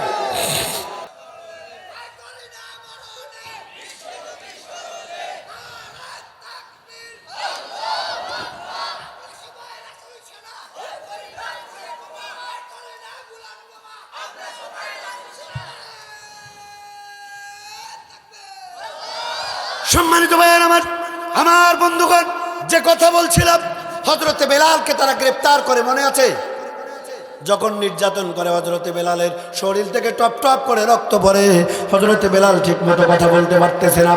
কাফের মুশরিকেরা, এই গোয়েন্দার লোকেরা হযরতে বেলালকে প্রস্তাব দিচ্ছে, রে বেলাল, যদি বাঁচতে চাও, সুচিকিৎসা যদি পেতে চাও, আমাদের নেত্রী যেমন করেই হোক ক্ষমতায় যখন আছে, বৈধ হোক আর অবৈধ হোক, তুমি শুধু তার মেনে নাও। কথা বলেন ঠিক কিনা?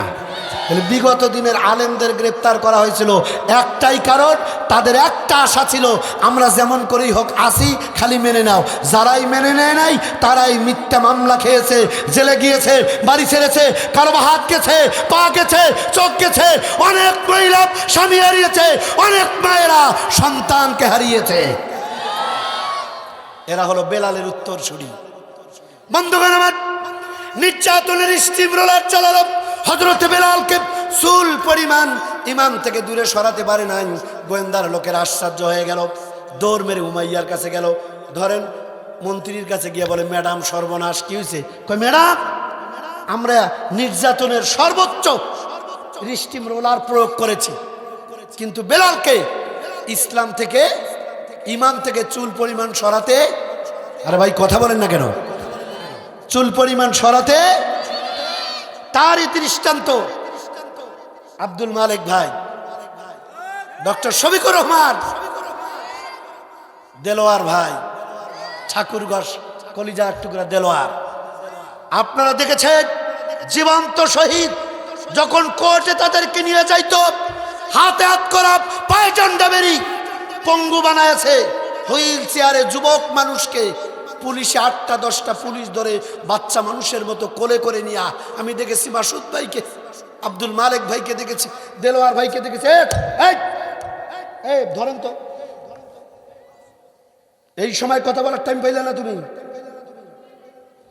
আমরা দেখেছি হযরতে বেলালের উত্তরসূরি কারা, এরকম যুবকগুলোকে তারা পঙ্গু বানায়া কি অবস্থা বানিয়েছিল, জীবন্ত শহীদ।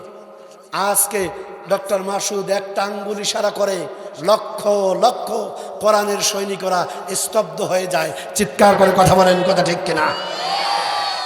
দিন ভাইয়ের আমার, হযরত বেলালকে তারা নির্যাতন করলো, যারা পরিমাণ ইমান থেকে সরাতে পারে নাই। গোয়েন্দার লোকেরা দৌড় মেরে উমাইয়ার কাছে চলে গেল, ম্যাডাম সর্বনাশ, এত নির্যাতন করলাম, বেলালকে তো এইটুকু ইমাম থেকে সরাতে পারি নাই। অবৈধ নেত্রী বলে, তাই নাকি? জি ম্যাডাম, চলো তো দেখি। এবার আমার দিকে দেখেন, নেত্রী বা ডাইরেক্ট নিজে যাচ্ছে। যদি নেত্রী কোথাও যায়, বলেন তো একা যায় না, লোকজন থাকে কিছু। থাকে মানে পুলিশ, আর্মি, সেনাবাহিনী, নৌবাহিনী, বিমান বাহিনী, আনসার বাহিনী, নিজের দলের পেটলা, মশারু, তারপরে হলো তাসারু, জুয়ারু, মদারু, চোর, খুনি, সব ক্যাডার বাহিনী যেখানে থাকে তখন নেত্রী যায়। আর কথা বলেন, কথা বলেন। উমাইয়া নামক অবৈধ নেত্রী এবার যাচ্ছে বেলালের কাছে নিজেই। গভীর মনোযোগ, সম্মানিত মা বোনেরা, আল্লাহর গোলামি, এই আল্লাহর গোলামি, আল্লাহর দাসত্ব কারে বলে একটু শোনেন। হযরতে বেলালের কাছে নেত্রী বা নিজেই যাচ্ছে, অবৈধ নেত্রী। এত প্রশাসন অস্ত্র নিয়ে চলে গেল। হযরতে বেলাল দুর্বল শরীর, খাওয়া নাই, ঘুম নাই, গোসল নাই, উস্কো খুস্কো চেহারা, হাতে হাত করা, পায়ে ডান্ডা বেরি, ওই ফুটন্ত বালুর উপরে সিট করে শোয়া রাখার কারণে জামার ভিতর থেকে হযরত বেলালের পিঠের চামড়াগুলো ঝলসে গিয়া টপ টপ করে রক্ত পড়তেছে। ব্যথার যন্ত্রণা, হযরত বেলালের বুকের উপরে বড় বড় পাথর। উমাইয়া চলে গেল, চতুর্দিকে প্রশাসন দাঁড়িয়ে গেল। উমাইয়া গিয়ে হযরত বেলালের বুকের উপর থেকে পাথরগুলো নামালো। এদিকে দেখেন, বুকের উপর থেকে পাথর নামালো। ডাক দিয়ে বলে, ওরে বেলাল, আমার একটা প্রেস্টিজ আছে, আমার একটা আত্মমান সম্মান বোধ আছে। তুমি আমার খাও, আমার পরো, আমার বাড়িতে ঘুমাও, তুমি আমারে নেতা না মেনে তুমি মুহাম্মদ সাল্লাল্লাহু আলাইহি সাল্লাম আব্দুল্লাহর এতিম বেটারে নেতা মানো। বেলাল, এটা হয়? আমার একটা সম্মান আছে। ওরে বেলাল, যা করেছো ভুলে যাও, আমি তোমার দাওয়াত দিচ্ছি, তুমি শুধু আমারে মেনে নাও, যেমন করেই হোক। আমি কিভাবে আসি শুধু মেনে নাও। বিদেশে চিকিৎসা করাবো, দামি বাড়ি দিব, সবচেয়ে দামি গাড়ি দিব, যা চাইবা তা দিব। উমাইয়া নিজে বলতেছে বেলালকে। মুসলমান ভাইয়ের আমার, হযরত বেলাল রাদিয়াল্লাহু তাআলা উমাইয়ার মুখের দিকে তাকায় আছে। চতুর্দিকে লোকেরা, প্রশাসন অস্ত্র রেডি। তার মানে বেলালকে ভয় দেখায়। বেলাল, প্রধানমন্ত্রী যে দাওয়াত দিচ্ছে, যদি না মানিস তোরে গুলি করে ঝাঁঝরা করে দিব। চতুর্দিকে অস্ত্র শস্ত্র নিয়ে রেডি। ইমান কারে বলে? আল্লাহর গোলামি, আল্লাহর দাসত্ব কারে বলে? মিলাদ। সোনার টুকরা যুবকেরা, আমার মায়েরা, বোনেরা আমার, হযরত বেলাল উমাইয়া যখন এই দাওয়াত দিল, হযরত বেলাল এক মুহূর্ত দেরি করলো না।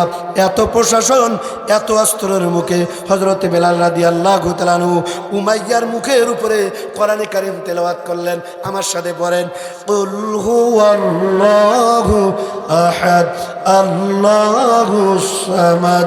পড়েন।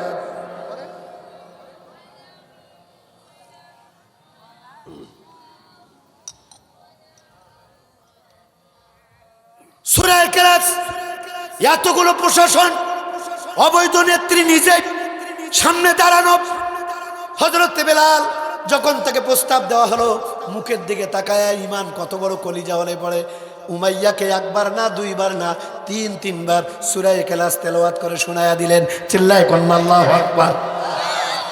উমাইয়ার মেজাজ খারাপ হয়ে গেল। কিরে, আমি আসলাম তারে আল্লাহর পথ থেকে সারানোর জন্য, আর সে আমারে আল্লাহর কোরআন শোনায়। মেজাজ খারাপ, একে লাভ দিয়া কিতাবের ভিতরে আসলো। হযরতে বেলালের বুকের উপরে উঠে বসলো। হযরতে বেলালের বুকের উপরে বসে এই অবৈধ নেত্রী উমাইয়া বাম হাত দিয়ে বেলালের জিহ্বাটা টেনে বের করলেন। ওই যুগের ভিতরে সব থেকে বিষাক্ত কাঁটা, সহিহ বুখারীর বর্ণনা, বাবলা কাঁটা। এই যে জাম্বুরার কাঁটা, গোলাপ ফুলের কাঁটা। সোনার টুকরা যুবক, জাম্বুরা একটা ফল, এরকম করে গোলাপ ফুলের ভিতরে কাঁটা আছে না নাই? এগুলো লাগলে ব্যথা করে কিনা? কথা বলেন, ব্যথা করে কিনা? ওই যুগের সবচেয়ে যন্ত্রণাদায়ক কাঁটা আল্লাহ নবী যার নাম বলেছেন বাবলা কাঁটা। নবীজি বলেন, এত যন্ত্রণাদায়ক কাঁটা, এই বাবলা কাঁটা যদি কোনো মানুষকে কোনো দিন একবার খালি একটুখানি লাগে, শরীরের কোনো জায়গায় বাবলা কাঁটা একটুখানি যদি লেগে যায়, আল্লাহর নবী বলেন কমপক্ষে 70 দিন পর্যন্ত বাবলা কাঁটা লাগার যন্ত্রণা ওই মানুষটার কলিজায় থাকে। চিল্লায় বলেন না আল্লাহু আকবার। উমাইয়ার মেজাজ খারাপ। হযরত বেলালের বুকের উপরে বসে বাম হাত দিয়া হযরত বেলালের জিহ্বাটা টান দিয়া বের করলেন। ওরে মুসলমান, একটু কান লাগাও।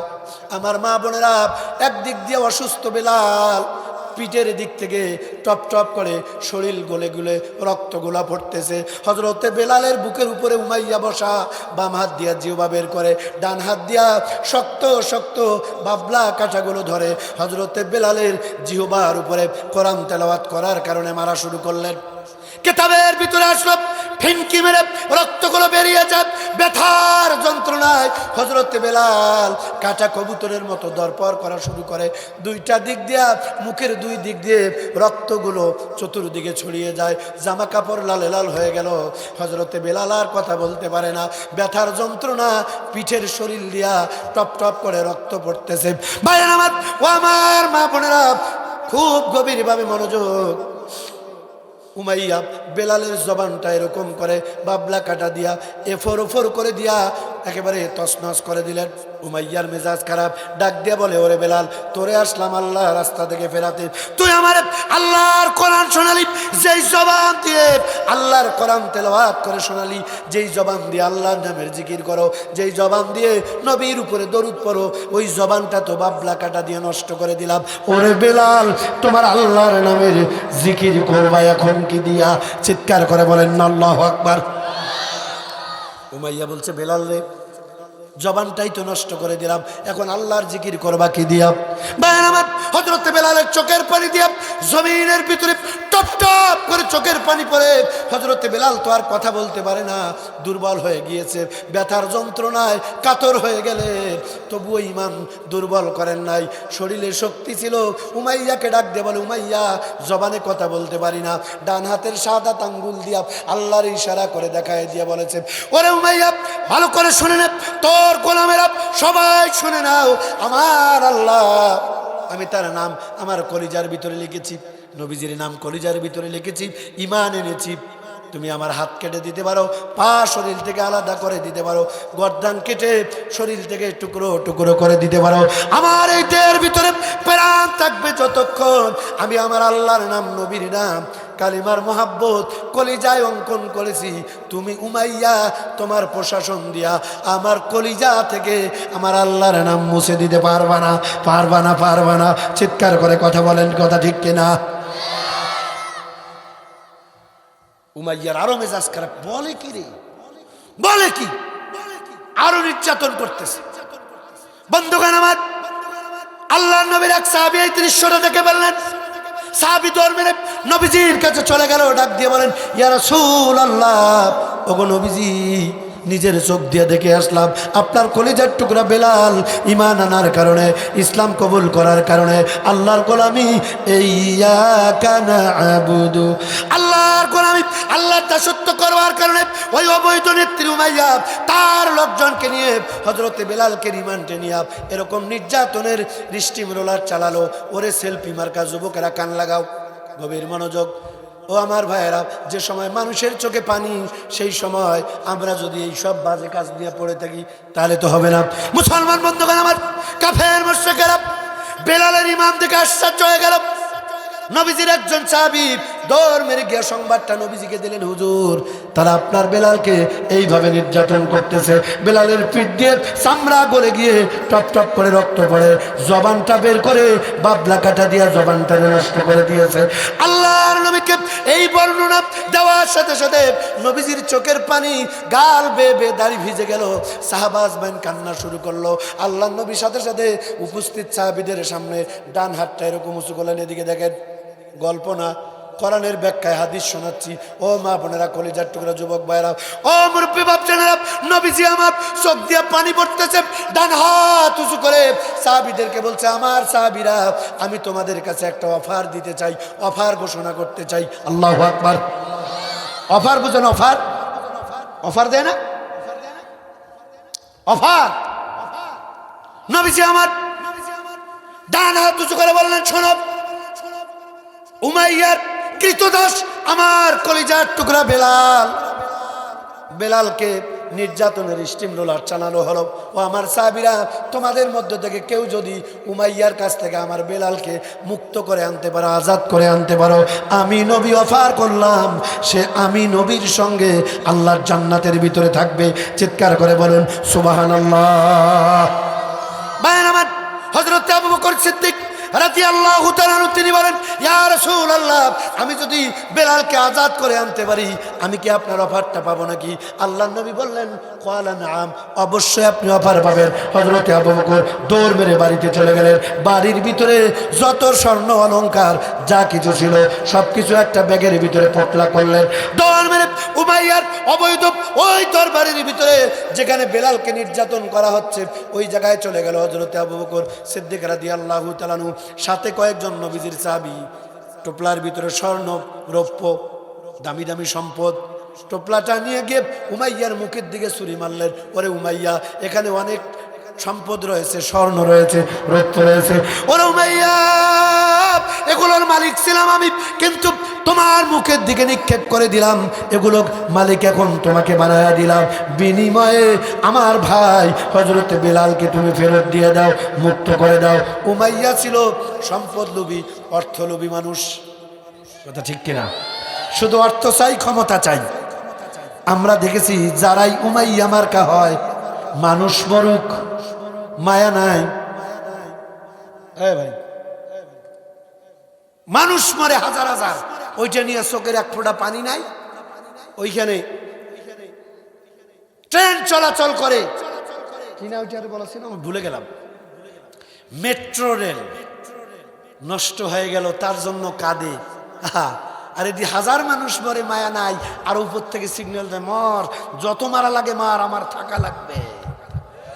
আরে কথা বলেন না কেন, ঠিক কিনা? উমাইয়ার যে বান্ধবী, আমি কোরআন হাদিস পড়ে দেখছি, কোনো ভুল নাই। কথা কন না কেন? সম্মানিত ভাইরা, হযরত আবু বকর সিদ্দিক রাদিয়াল্লাহু তাআলা আনহু স্বর্ণ রৌপ্য এই প্যাকেটটা উমাইয়ার মুখের দিকে নিক্ষেপ করে দিয়ে বলল, আমার কলিজার টুকরা বেলাল, আমার ভাই বেলালকে তুমি ফেরত দিয়ে দাও। ও মুসলমান, মিলায় নেন। সাথে সাথে সম্পদের লোভে উমাইয়া এবার গলে গেল, মনটা ওই দিকে চলে গেল, সম্পদ পেয়ে গেল, হযরত বেলালকে আজাদ করে দিলেন। আল্লাহর নবীর কয়েকজন সাহাবীর কাঁধের উপরে অসুস্থ বেলাল, টপ টপ করে শরীর দিয়া মুখ দিয়ে রক্ত পড়তেছে। হযরতে বেলাল ব্যথার যন্ত্রণায় কবুতরের মতো, কাটা কবুতর, কোরবানি করা কবুতর যেরকম লাফায়, হযরতে বেলাল ব্যথার যন্ত্রণায় লাফাচ্ছেন। কয়েকজন সাহাবী কাঁধে করে হযরতে বেলালকে আল্লাহর নবীর কাছে নিয়ে গেল। আমার নবীজির সামনে হযরতে বেলাল, তার নবীজির সামনে হযরতে বেলালকে নিয়ে যাওয়া হলো। হযরতে বেলালের চেহারা দেখে আল্লাহর নবী ডুকরে ডুকরে কাঁদলেন, সমস্ত সাহাবারা কাঁদলেন। নবীজি বললেন, বেলাল রে, ওরে বেলাল, দুঃখ করো না, ওরে বেলাল মন খারাপ করো না, দুঃখ নিও না। তোমার রক্ত যেই জমিনের উপরে পড়েছে, আমি আমার নবুয়তের চোখ দিয়ে দেখতে পাচ্ছি, আমার রব্বুল আলামিন ওই জমিনেই ইসলাম আর কালিমার পতাকা উদ্দীর্ণ করে দিবেন। চিৎকার করে বলুন সুবহানাল্লাহ। বেলাল, কেঁদো না, তোমার রক্ত যেখানে পড়েছে সেখান থেকেই ইসলামের কালিমার পতাকা উদ্দীর্ণ করে দিবে আমার আল্লাহ। আমার ভাইয়েরা, এই হাদিস আর এই ব্যাখ্যা প্রমাণ করে বেলালের উত্তরসূরি আল্লাহওয়ালারা, ইসলামওয়ালারা, ইসলামী আন্দোলনওয়ালারা যে পরিমাণ রক্ত দিয়েছে, হাত দিয়েছে, পা দিয়েছে, চোখ দিয়েছে, স্বামী হারিয়েছে, স্ত্রী হারিয়েছে, এই তো গতকালকেও একজন ইসলামী আন্দোলন করবার কারণে মহিলাও ইসলামী আন্দোলন করে, মহিলাকে ছুরি দিয়ে আঘাত করে শহীদ করে দুনিয়া থেকে বিদায় করে দিয়েছে আমার দেশের দুই পাওয়ালা মানুষ নামের কিছু নরপশু। কথা বলেন ঠিক কিনা? আমার ভাইয়েরা, ইসলাম ওয়ালাদের রক্ত যত বেশি, আল্লাহর এই শাহজালাল, শাহ মাকদুম, শাহিয়া পরাণের বাংলাদেশে যে পরিমাণ রক্ত ঝরেছে, আমার মন বলতেছে শুধুমাত্র যদি বাংলাদেশের উঁচা টুপি, খাটো টুপি, লম্বা জুব্বা, ফাড়া পাঞ্জাবি, কওমি, আলিয়া, সরমনাজ, সমস্ত আলেম ওলামা এক প্ল্যাটফর্মে আসতে পারেন, আল্লাহর কসম, ইসলাম, কোরআন, আলেম মুসলমানের দুশ্মনেরা, কোরআনের দুশ্মনেরা পালানোর রাস্তাও খুঁজে পাবে না। এই জন্য আমাদের আর দলাদলি করা যাবে না। কার লম্বা টুপি, কার খাটো টুপি, কে পীর সাহেবের মুরিদ, কে জামাত ইসলাম, কে তাবলীগ, দেখার দিন শেষ। এখন আল্লাহর গোলাম হয়ে নবীর উম্মত আমাদের প্রাণের একটা দাবি, দলাদলি ভুলে গিয়ে ঐক্যবদ্ধ, ওয়াতাসিমু বিহাবলিল্লাহি জামিআ ওয়ালা তাফাররাকু। আল্লাহর বক্তৃতা অনুযায়ী, আল্লাহর লেকচার অনুযায়ী আমাদেরকে ঐক্যবদ্ধ হয়ে আল্লাহর জমিনে দিন কায়েমের জন্য আমাদেরকে একটা ঝাড়ুর মতো একখানে হওয়া দরকার। কথা বলেন, কথা ঠিক কিনা? কারণ একটা ঝাড়ুতে একটা খাঁটি থাকে না। সব মুসলমান যদি একটা করে খাঁটি হই, সবগুলা খাঁটিরে যদি একখানে করে আলেম ওলামা রশি, আলেম বড় বড় আলেমরা যদি রশি হয়, সবগুলা জনগণকে রশি যদি পেঁচায়া ধরে, আমার দিকে দেখুন, ঝাড়ু চেনেন না? ঝাড়ু, এ ভাই কথা বল না কেন? এই ঝাড়ু তখন তৈরি করে দেখবেন গোড়ার ভিতরে যেখানে মা বোনেরা ধরে ঝাড়ু দেয়, ওই গোড়ায় ওই খাঁটির ভিতরে একটা শক্ত বাঁশের টুকরা কিংবা কাঠের এই পরিমাণ টুকরা একটা ঢুকায়া দেয়। কথা বলে না, কথা বলেন, দেয় কিনা চেঁচা? ঝাড়ু কেনেন না? রশি দিয়া বাঁধা, চতুর্দিকে খাঁটি, আবার ওই খাঁটির মাঝখানে একটা লাঠি কিংবা কাঠের টুকরা। আমি বলি আমরা জনগণ, একটা জনগণ এক একটা খাঁটি, সমস্ত হক্কানি আলেম ওলামা তারা হবে রশি, ওরা আমাদেরকে পেঁচায় ধরবে, আর মাঝখানে কোরআন আল কারীম নামক ওই কাঠের টুকরার মতো এটা ডুবাইয়া দিবে।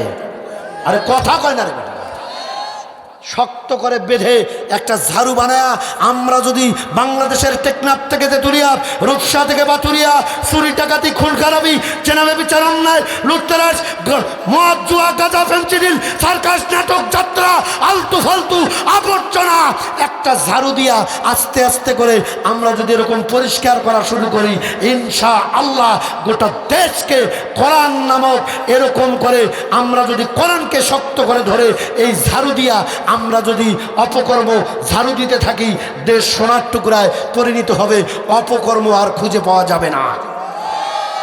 এটা বুঝতে হবে। এই জন্য আমাদের দলাদলি করা যাবে না। কে আওয়ামী লীগ, কে বিএনপি, কে জাতীয় পার্টি, সবার মরা লাগবে, সবার কবরে যাওয়া লাগবে, সবার আল্লাহর কাছে যাওয়া লাগবে, সবার আল্লাহর জান্নাত পাওয়ার আশা, সবার জাহান্নাম থেকে বাঁচার আশা। কথা বলেন ঠিক কিনা? এই জন্য দলাদলিবাদ, আসুন আল্লাহর কোরআনের জন্য, কোরআনের জন্য, আল্লাহর জন্য কাজ করি। আল্লাহ যেন কবুল করেন, বলেন আমিন। সম্মানিত ভাইরা, এই যে সামনে পবিত্র রমজানুল মোবারক, দুই কথা বলে আমরা মোনাজাত দেবো। একটা লোক উঠবেন না, খুব দামি একটি কথা শোনাবো। এই যে কয়েকদিন পরে রমজান, রমজান মাসে যুবক আমার ভাইয়েরা, আমার মা বোনেরা, আমি শুনতে চাই, আল্লাহ যদি রমজান মাস পর্যন্ত আপনার আমার হায়াত বৃদ্ধি করে দেয়, তাহলে অন্তত পক্ষে রমজান মাসে আমরা আমল করব, করব না ইনশাল্লাহ? এ ভাই, কেন আসেন আর কেন যান বুঝি না। সেদিন এক যুবক আমারে ফোন দিছে, হুজুর দোয়া করেন, ডিজিটাল যুবক, হুজুর দোয়া করেন, কয়েকদিন পরে তো রমজান, হুজুর আমি গত বছরে 24টা রোজা দিছি। হ্যাঁ সিটা 24টা দিছিস, কি হয়েছে? হুজুর আমি 24টা রোজা দিছি, দোয়া করেন। এবার যদি রমজান ওই যে আসতেছে, হুজুর এবার নিয়ত করছি এবার রোজা রাখবো না, একটু দোয়া করেন। উনি রোজা রাখবে না, রাখবে না, এই জন্য আমারটা দোয়া চাইছে। আমি কই সামনে থাকলে জুতা খুলে তোর গালে বাড়ি দিতাম। আরে কথা বলেন না কেন আপনারা? বেয়াদব। রমজানুল মোবারকের রোজার মতো একটি ইবাদতের সাথে ঠাট্টা। রমজান মাস কত গুরুত্ব এবং ফজিলতের মাস আমরা সবাই জানি। শুধু 1-2 মিনিটে বলতে চাই, আপনারা আমরা জানি রমজান মাসে, আমার দিকে দেখুন, একটা নফল ইবাদত ফরজে পরিণত হয়ে যায়। কথা বলেন তো ঠিক কিনা? আপনারা জানেন যে 1 টাকা দান করলে অন্য মাসে যে সওয়াব হয়, রমজান মাসে 1টি টাকা দান করলে 70 থেকে 700 গুণ পর্যন্ত বৃদ্ধি করে আল্লাহ বান্দাবান্দির আমলনামায় সওয়াব লিখে দেন। আল্লাহর নবী বলেন, রমজান মাসে কেউ যদি একজন রোজাদারকে একটা খেজুর দিয়া, 1 পেয়ালা পানি দিয়া ইফতারি করাতে পারে, আল্লাহর নবী বলেন একটা কবুল রোজার সব রব্বুল আলামিন ওই বান্দা বান্দির আমলনামায় লিখে দেন।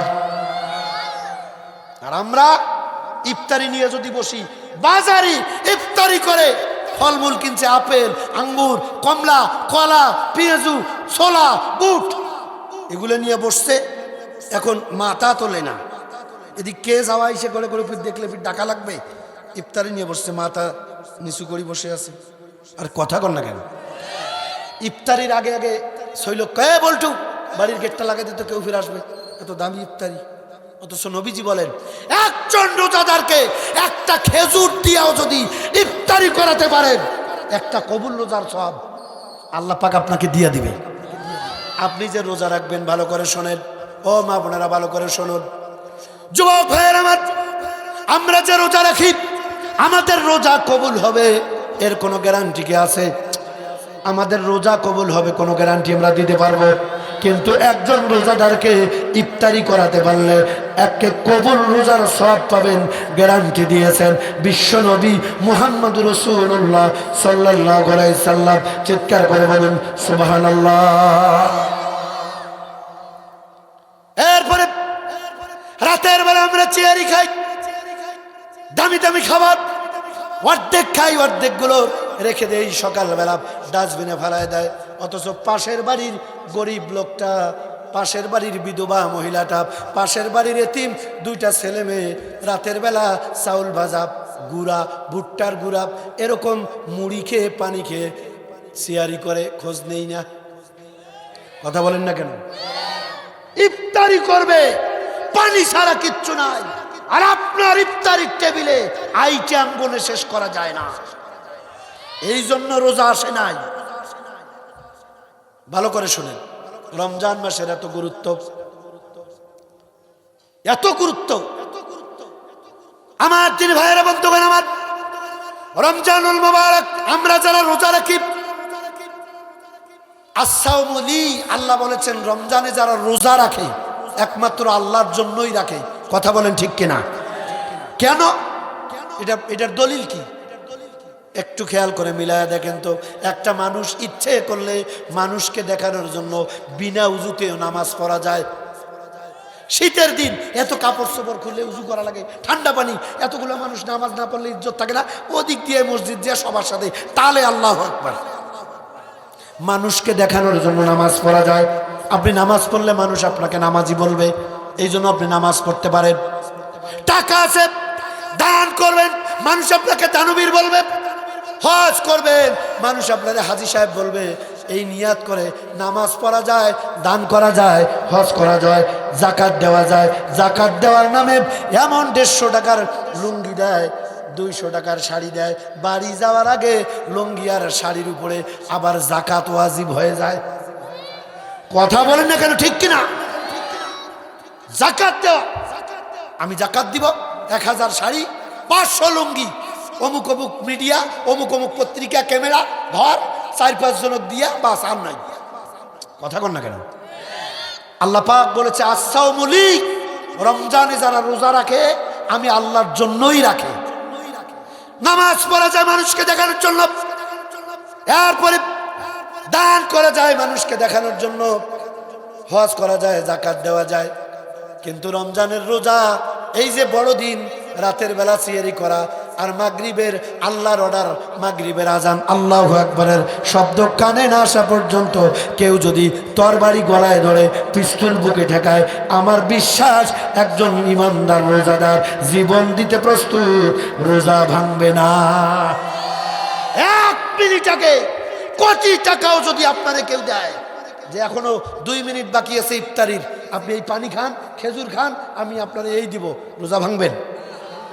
তার মানে হলো আল্লাহ পাক বলে, বান্দা বান্দি শোনো, যারা রমজানে রোজা রাখে আসসাউমু লি, আমার জন্যই রোজা রাখে। কারণ ইচ্ছে করলে ওই রোজাদার পানির পিপাসা লাগছে, ঘরের দরজা বন্ধ করে কিংবা পুকুরে গিয়া গোসল করার ছলনা দিয়া পানির ভিতরে ডুব দিয়া এর ভিতরে পেট ভরে পানি খাইতে পারে। কথা কন ভাই? এরপরে টয়লেটের দরজা দিয়া সেখানে বসে বসে বিড়ি খাইতে পারে, কিন্তু এটাও করে না। পানির পিপাসায় কলিজা ফেটে যায়, পানি দিয়া গোসল করে, উজু করে, সতর্ক থাকে একটু পানি যেন ভিতরে না যায়। মানুষ তো দূরের কথা, কেউ কি নামাজ রোজা, নামাজ যাকাত হজ দান সৎকার মতো করে কেউ কি চাইবে যে আমি যদি রোজা থাকি তাহলে মানুষ আমারে রোজাদার বলবে? এই নিয়ত করে আপনার আমার মতো বিবেকবান মানুষ তো দূরের কথা, একটা পাগলও এই বড়দিন কষ্ট করে রোজা রাখবে না। কথা বুঝে থাকলে জবাব দিতে হবে, কথা ঠিক কিনা? বিবেকবান মানুষ তো দূরের কথা, একটা পাগলও আমারে রোজাদার বলবে, মানুষ আমারে রোজাদার বলবে, এই নিয়ত করে কেউ রোজা রাখবে না। এই জন্য আল্লাহ বলেছে আসসাউমুলি, যারা রোজা রাখে সত্যি আমাকে ভয় করে রোজা রাখে, ওয়া উজজাবিহি, আর এর পুরস্কার আমি আল্লাহ নিজ হাত দিয়ে দেব। জোরে কন্যা সুবহানাল্লাহ। অন্য একটা রেওয়াতে আসছে রোজাদারের পুরস্কার আল্লাহ নিজেই। সুবহানাল্লাহ কবেন না? আপনারা হাদিস জানেন, আল্লাহ পাক রোজাদারদের জন্য জান্নাতে যাওয়ার জন্য একটা গেট বানাবে, ওই গেটটার নাম হলো রাইয়ান। কি নাম? রাইয়ান নামক দরজা দিয়ে অন্য কোনো মানুষ যেতে পারবে না, কেবলমাত্র যারা যাবে ওরা হবে রোজাদার। ভালো করে শোনেন, মানুষ জান্নাতে যাওয়া শেষ হয়ে যাবে, আল্লাহ রাব্বুল আলামিন জান্নাতীদেরকে ডাকতে বলবেন, ও আমার জান্নাতীরা, যা ওয়াদা করেছিলাম ওয়াদা অনুযায়ী জান্নাতের ভিতরে সব পেয়ে গেছো। বান্দারা বলবে, রাব্বুল আলামিন কি বলেন? আমরা যা আশা করছিলাম জান্নাতে এসে তো এর থেকে বেশি পাওয়া গেছি। আল্লাহ কয়, আর কোনো পাওয়ার বাকি আছে নাকি? লোকেরা বলবে না, যা আইডিয়া করেছিলাম এর থেকে অনেক বেশি তোমার জান্নাতের ভিতরে পেয়েছি, আর তো কোনো বাকি থাকার কথা না। আল্লাহ বলে, রমজান মাসে রোজাদার যারা, তাদের জন্য স্পেশাল পুরস্কারটাই তো এখনো বাকি আছে। চিৎকার করে বলেন সুবহানাল্লাহ। ওরা আবার বলবে, আল্লাহ আরো কি বাকি? এই নাজ নিয়ামতে ভরা জান্নাত, এত বড় জান্নাত পাইলাম, এই পাইলাম, আরো কি বাকি আছে? আল্লাহ কয়, হ্যাঁ দামিটাই এখনো বাকি আছে। আল্লাহু আকবার। কি সেটা? আল্লাহ রাব্বুল আলামিন সঙ্গে সঙ্গে রোজাদারকে বলছে, আমার প্রিয় বান্দা বান্দিরা, ইচ্ছে করলে পানি খেয়ে ফেলতাম, দরজা বন্ধ করে খাবার খাইতে পারতা, দিনের বেলা স্ত্রী সহবাস করতে পারতা, কিন্তু আমি আল্লাহরে ভয় করে আমার জন্য রোজা রেখেছো, আমাকে ভয় করেছো।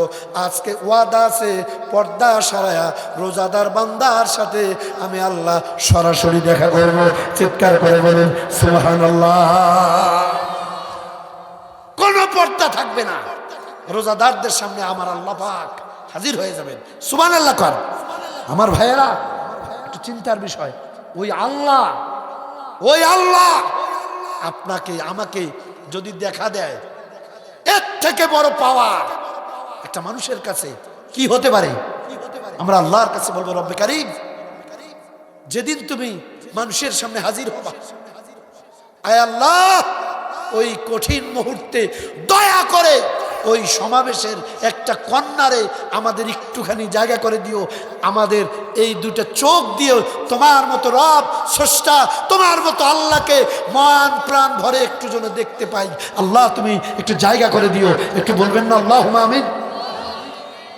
সম্মানিত ভাইরা, আমার বন্ধুগণ, এই যে রমজান মাস, এত ফজিলত, দান করলে ফজিলত, নফল পড়লে ফরজ, ফরজ পড়লে ডাবল, ইত্যাদি ইত্যাদি। আমার একটা প্রশ্ন, রমজান মাস এত দাম কেন? এই রমজানটা আল্লাহ পাক ইচ্ছে করলে শাওয়াল মাসে দিতে পারতো না? রজব মাসে দিতে পারতো। রমজানুল মুবারকের এত দাম কেন? এ যুবক, শুধু গল্পই করলাম, ইয়ারা জিজ্ঞেস করতে চাই, রমজান মাসের এত দাম কেন? যুবক বলো। তুমি তো পারবা, এটা তো আমি জানি, কিন্তু কারা পারবে না এটা চেহারা দেখলেও বোঝা যায়। রমজান মাসের এত দাম হওয়ার একটাই কারণ, শাহরু রমাদানাল্লাযী উনজিলা ফিহিল কুরআন। আল্লাহ পাক দয়া করে মায়া করে এই রমজানুল মুবারকে কোরআন নাজিল করেছে। চিৎকার করে কথা বলেন ঠিক কিনা? আরো জোরে বলেন ঠিক কিনা?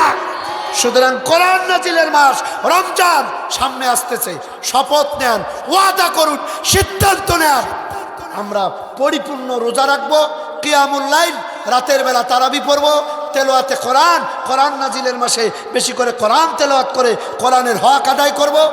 মিথ্যা কথা, গীবত, সমালোচনা, রোজা থেকে যেগুলো করলে রোজা নষ্ট হয়ে যায়, এগুলো করব না।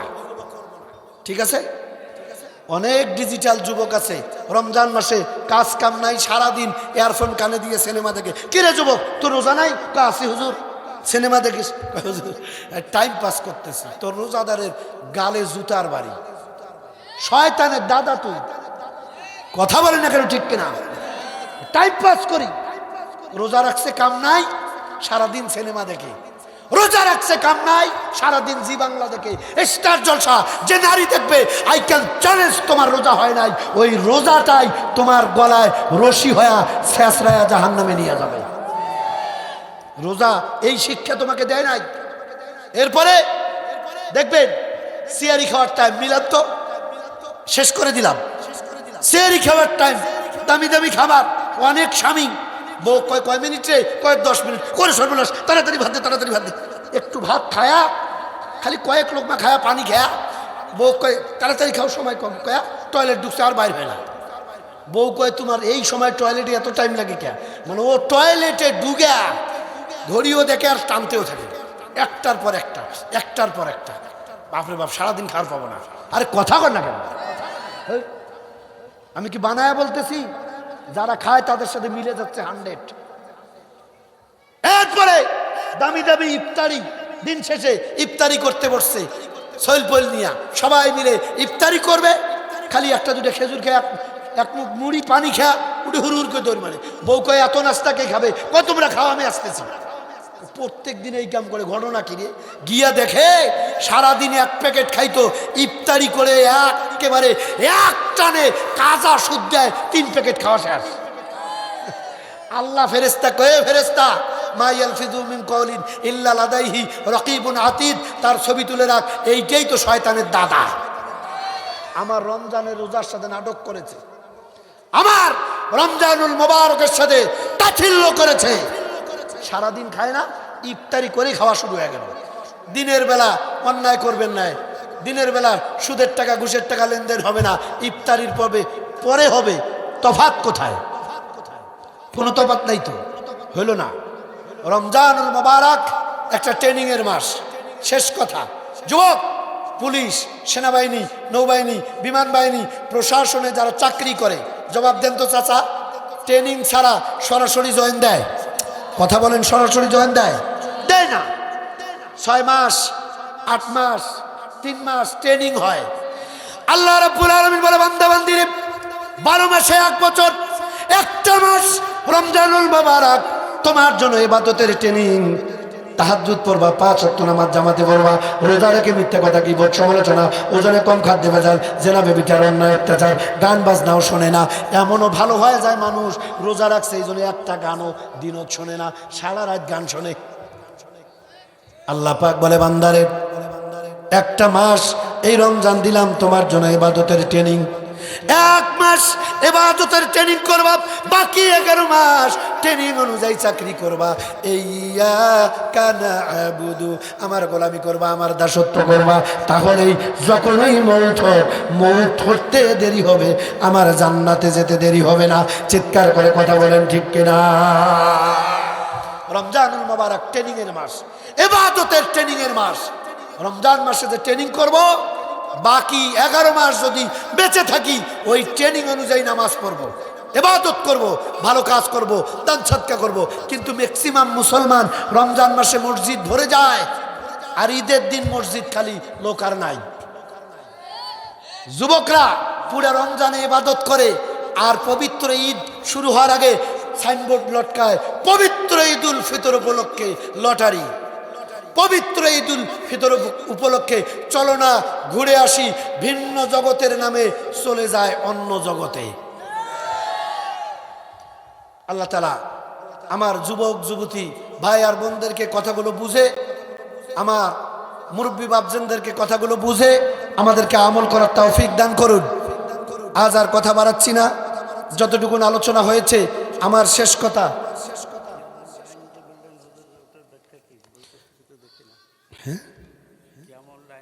কিয়ামুল লাইল অর্থাৎ রাতের দাঁড়িয়ে ইবাদত, অর্থাৎ তারাবি। জি আলহামদুলিল্লাহ। অর্থাৎ কিয়াম মানে দাঁড়ানো, লাইলুন মানে রাত, রাতে দাঁড়িয়ে নামাজে কোরআন তেলাওয়াত করা। এইটারে কিয়ামুল লাইল বলা হয়। রমজান মাসে তারাবিতে দাঁড়িয়ে নামাজ, তারাবি পড়া, এইটাকে কিয়ামুল লাইল বলা হয়। আলহামদুলিল্লাহ। সম্মানিত দিনী ভাইরা, যুবক ভাইরা, সম্মানিত মা বোনেরা, আমি আপনাদের কাছে অনুরোধ করছি আগামীকাল নিজেরা আসবেন, 2-3 জনকে করে বেশি করে দাওয়াত দিয়ে নিয়ে আসবেন। আজ আর কথা বাড়াচ্ছি না, যতটুকুন কথা হলো, জীবনের সব জায়গায় গোলামি আর দাসত্ব হবে কার? কথা বলেন, জীবনের সব জায়গায় গোলামি দাসত্ব হবে কার? আমার ভাইয়েরা, আমার মা বোনেরা, মুরব্বী বাপজনদেরকে বলছি, জীবনের শেষ মনে করে যুবকদেরকে বলছি, যুবতী বোনদেরকে বলছি, জীবনের এক ফার্স্ট মনে করে আল্লাহর পক্ষ থেকে যে আমানত, সামনে সময় আসতেছে, আমার দিকে দেখতেছেন, মুরব্বীদের জীবনের শেষ মনে করে, যুবক যুবতীদের এট ফার্স্ট মনে করে, কোন চোর ডাকাত খুনি সন্ত্রাস হাইজাকার কোন চাঁদাবাজের পক্ষে নয়, আল্লাহর জন্য কোরআন দিয়ে যারা আসবে, আল্লাহর দেওয়া আমানতটা সেখানেই দেব ইনশাআল্লাহ। ধরা তো খাইলে নেই, ধরা তো খাইলে নেই, আল্লাহ তো সব নিচ্ছে, সব রেকর্ড হচ্ছে। আপনি আওয়াজটুকুন দিতে না পারার প্রমাণ কয় এত সহজ না হুজুর যে টাকা দিবে আমরা তাকে দেব, ওই জন্য তো টাকা দেয়, আপনিও দেন, পরে আপনার বাস দেয়। আমার কথা বুঝে থাকলে আলহামদুলিল্লাহ, না বুঝলে আমার করার কিচ্ছু নাই। আল্লাহ তাআলা যেন আমাদের সবাইকে কবুল করে।